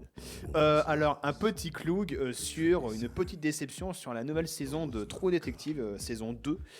Après le triomphe de la saison 1, qui était quand même un chef-d'œuvre. Vous avez vu la saison 1 ? Ouais, c'était génial. Qui était un chef-d'œuvre télévisuel monstrueux, donc créé par Nick Pizzolatto, réalisé par Kari Fukunaga. Des noms que j'arrive à prononcer pour une fois, ça fait plaisir. Voilà, donc on connaît tous ce mysticisme de la Nouvelle-Orléans, le bayou, des hommes brisés, très mystiques, très noirs, très glauques, avec ce message final proche du conte, comme quoi que dans la noirceur absolue, il peut y avoir finalement que la lumière. Ça m'avait beaucoup touché, et puis ça m'avait vraiment effrayé par moments, des vrais moments horrifiants, comme cette séquence dans l'épisode 3 où il y a un mec qui se balade en masque à gaz, en slip, où t'es vraiment mais, avec une musique stridente à la Massacre à la tronçonneuse. Moi je l'ai vu ça mais tout seul, mais j'ai vraiment eu peur, et pourtant j'en ai aimé des films d'horreur. Voilà, c'est vraiment poissard, et donc la saison 2 attendue au tournant, quoi. Gros casting, Colin Farrell en flic corrompu au bout du rouleau, alcoolique, on comprend que sa femme s'est fait violer et qu'il s'est vengé à travers un tuyau d'un mafieux. Le mafieux, c'est Vince Vaughn. Vince Vaughn qui est vraiment monstrueux dans le rôle. Je l'avais dit depuis longtemps ici d'ailleurs, que Vince Vaughn serait monstrueux parce que c'est un comique qui sera forcément là, il brille dans la série, tout en rage contenu. D'ailleurs s'il m'écoute, il ressemble beaucoup je trouve dans la série à Fabrice Calzettoni. Il a vraiment la même tête je trouve, vraiment. Et on suit aussi le parcours donc d'une inspecteur de police.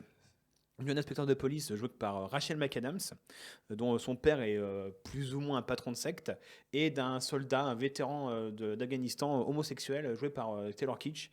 Et les quatre donc, mènent l'enquête sur un député, un adjoint à la mairie d'un bled en Californie, qui se fait tuer, les yeux brûlés, les couilles arrachées, un truc vraiment super glauque. Il organise, on comprend très vite, des parties fines avec des prostituées, et toute l'intrigue joue là-dessus sur un projet de marché truqué de fret ferroviaire, en lien avec le personnage de Vince Vaughn qui mène l'enquête avec ses flics, le mafieux. Et force est de constater que cette multiplication des personnages, ce côté choral, nuit gravement quand même à la narration du truc. C'est la saison de l'éclatement, on pourrait dire. Il veut vraiment tout faire en plus gros que la saison 1. Et du coup, ça marche pas trop. Il y a plusieurs metteurs en scène pour tourner la série, ce qui n'était pas le cas dans la saison 1 où c'était vraiment la vision d'un seul homme, quoi. Et là il y a Justin Lin, donc metteur en scène des Fast and Furious, qui est pas mauvais d'ailleurs, il est pas mauvais dans la mise en scène, mais qui fait 2-3 épisodes, et après ça passe à des vétérans de la télévision. Donc du coup tu as au niveau narratif un éclatement assez bizarre, c'est plein de scénettes sur 4 personnages différents, sur cette intrigue. Tu comprends pas grand chose du coup, même si le tout reste fascinant à ce côté très lugubre. Il y a une chanteuse qui arrête pas de chanter dans un bar, il y a des confrontations dans un bar entre Colin Farrell, qui est très bien aussi, et Vince Vaughn. C'est très très non, c'est très très sombre aussi, mais il manque ce petit côté peut-être plus universel, peut-être plus métaphorique, peut-être plus noir. Ils veulent en fait reproduire des éléments de la saison 1. Dans l'épisode 4, c'est pas un spoiler, tu as une fusillade de la même manière que dans l'épisode 4 de la saison 1, qui était tourné entièrement en plan séquence, et là il n'y a pas la maestria. C'est un peu comme Mission Impossible 4 et le 5, tu vois. Il n'y a plus la maestria visuelle, il y a peut-être une maestria peut-être dans la narration, mais malheureusement qui va pas assez loin, c'est toujours ébauché, c'est jamais traité jusqu'au bout. Peut-être qu'une saison beaucoup plus longue aurait été mieux, mais reste quand même cette atmosphère qui est quand même pas mal, cet univers trop détective qu'on connaît désormais, et puis les acteurs qui sont tous monstrueux, quoi. Colin Farrell, je suis pas un fan, mais il est vraiment, il reprend le rôle de Matthew McConaughey, quoi. Tu vois, le flic au bout du rouleau qui a tout perdu. Alcoolo, il est vraiment super, et Vince Vaughn des boîtes clous, Rachel McAdams aussi. On ne sait pas trop sur une saison 3 puisque la réception critique était très mauvaise. Ça a bien marché par contre au niveau par contre public. Donc vous pouvez voir ça encore sur OCS. C'est le seul moyen de le voir légalement. Rigole.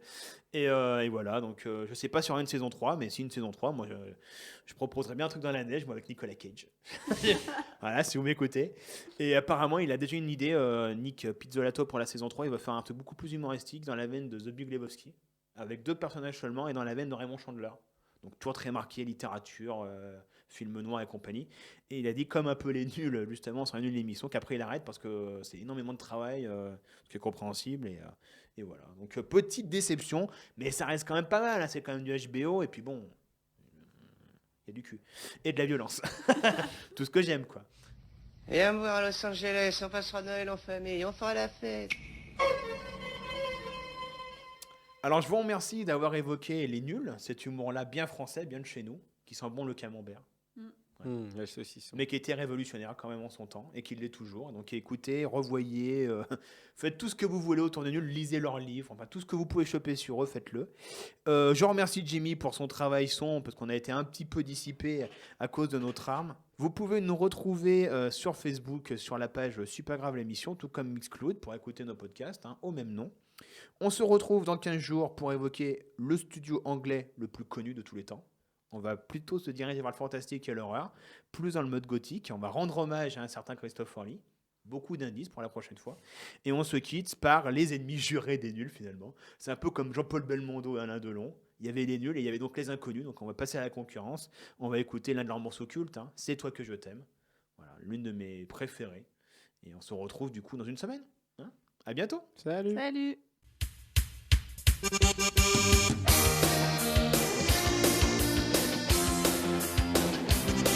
Moi je squatte à Juvisy et toi tu crèches à Neuilly. Notre rencontre c'était fatal, ça s'est passé dans les halles. Depuis je veux te revoir, que je suis au désespoir. J'ai même plaqué toutes mes meufs, toi tu me fais un effet bœuf. Y'a pas plus con que Monique, qui est caissière à plus unique. Plus moche que Maïté, qui travaille au PTT.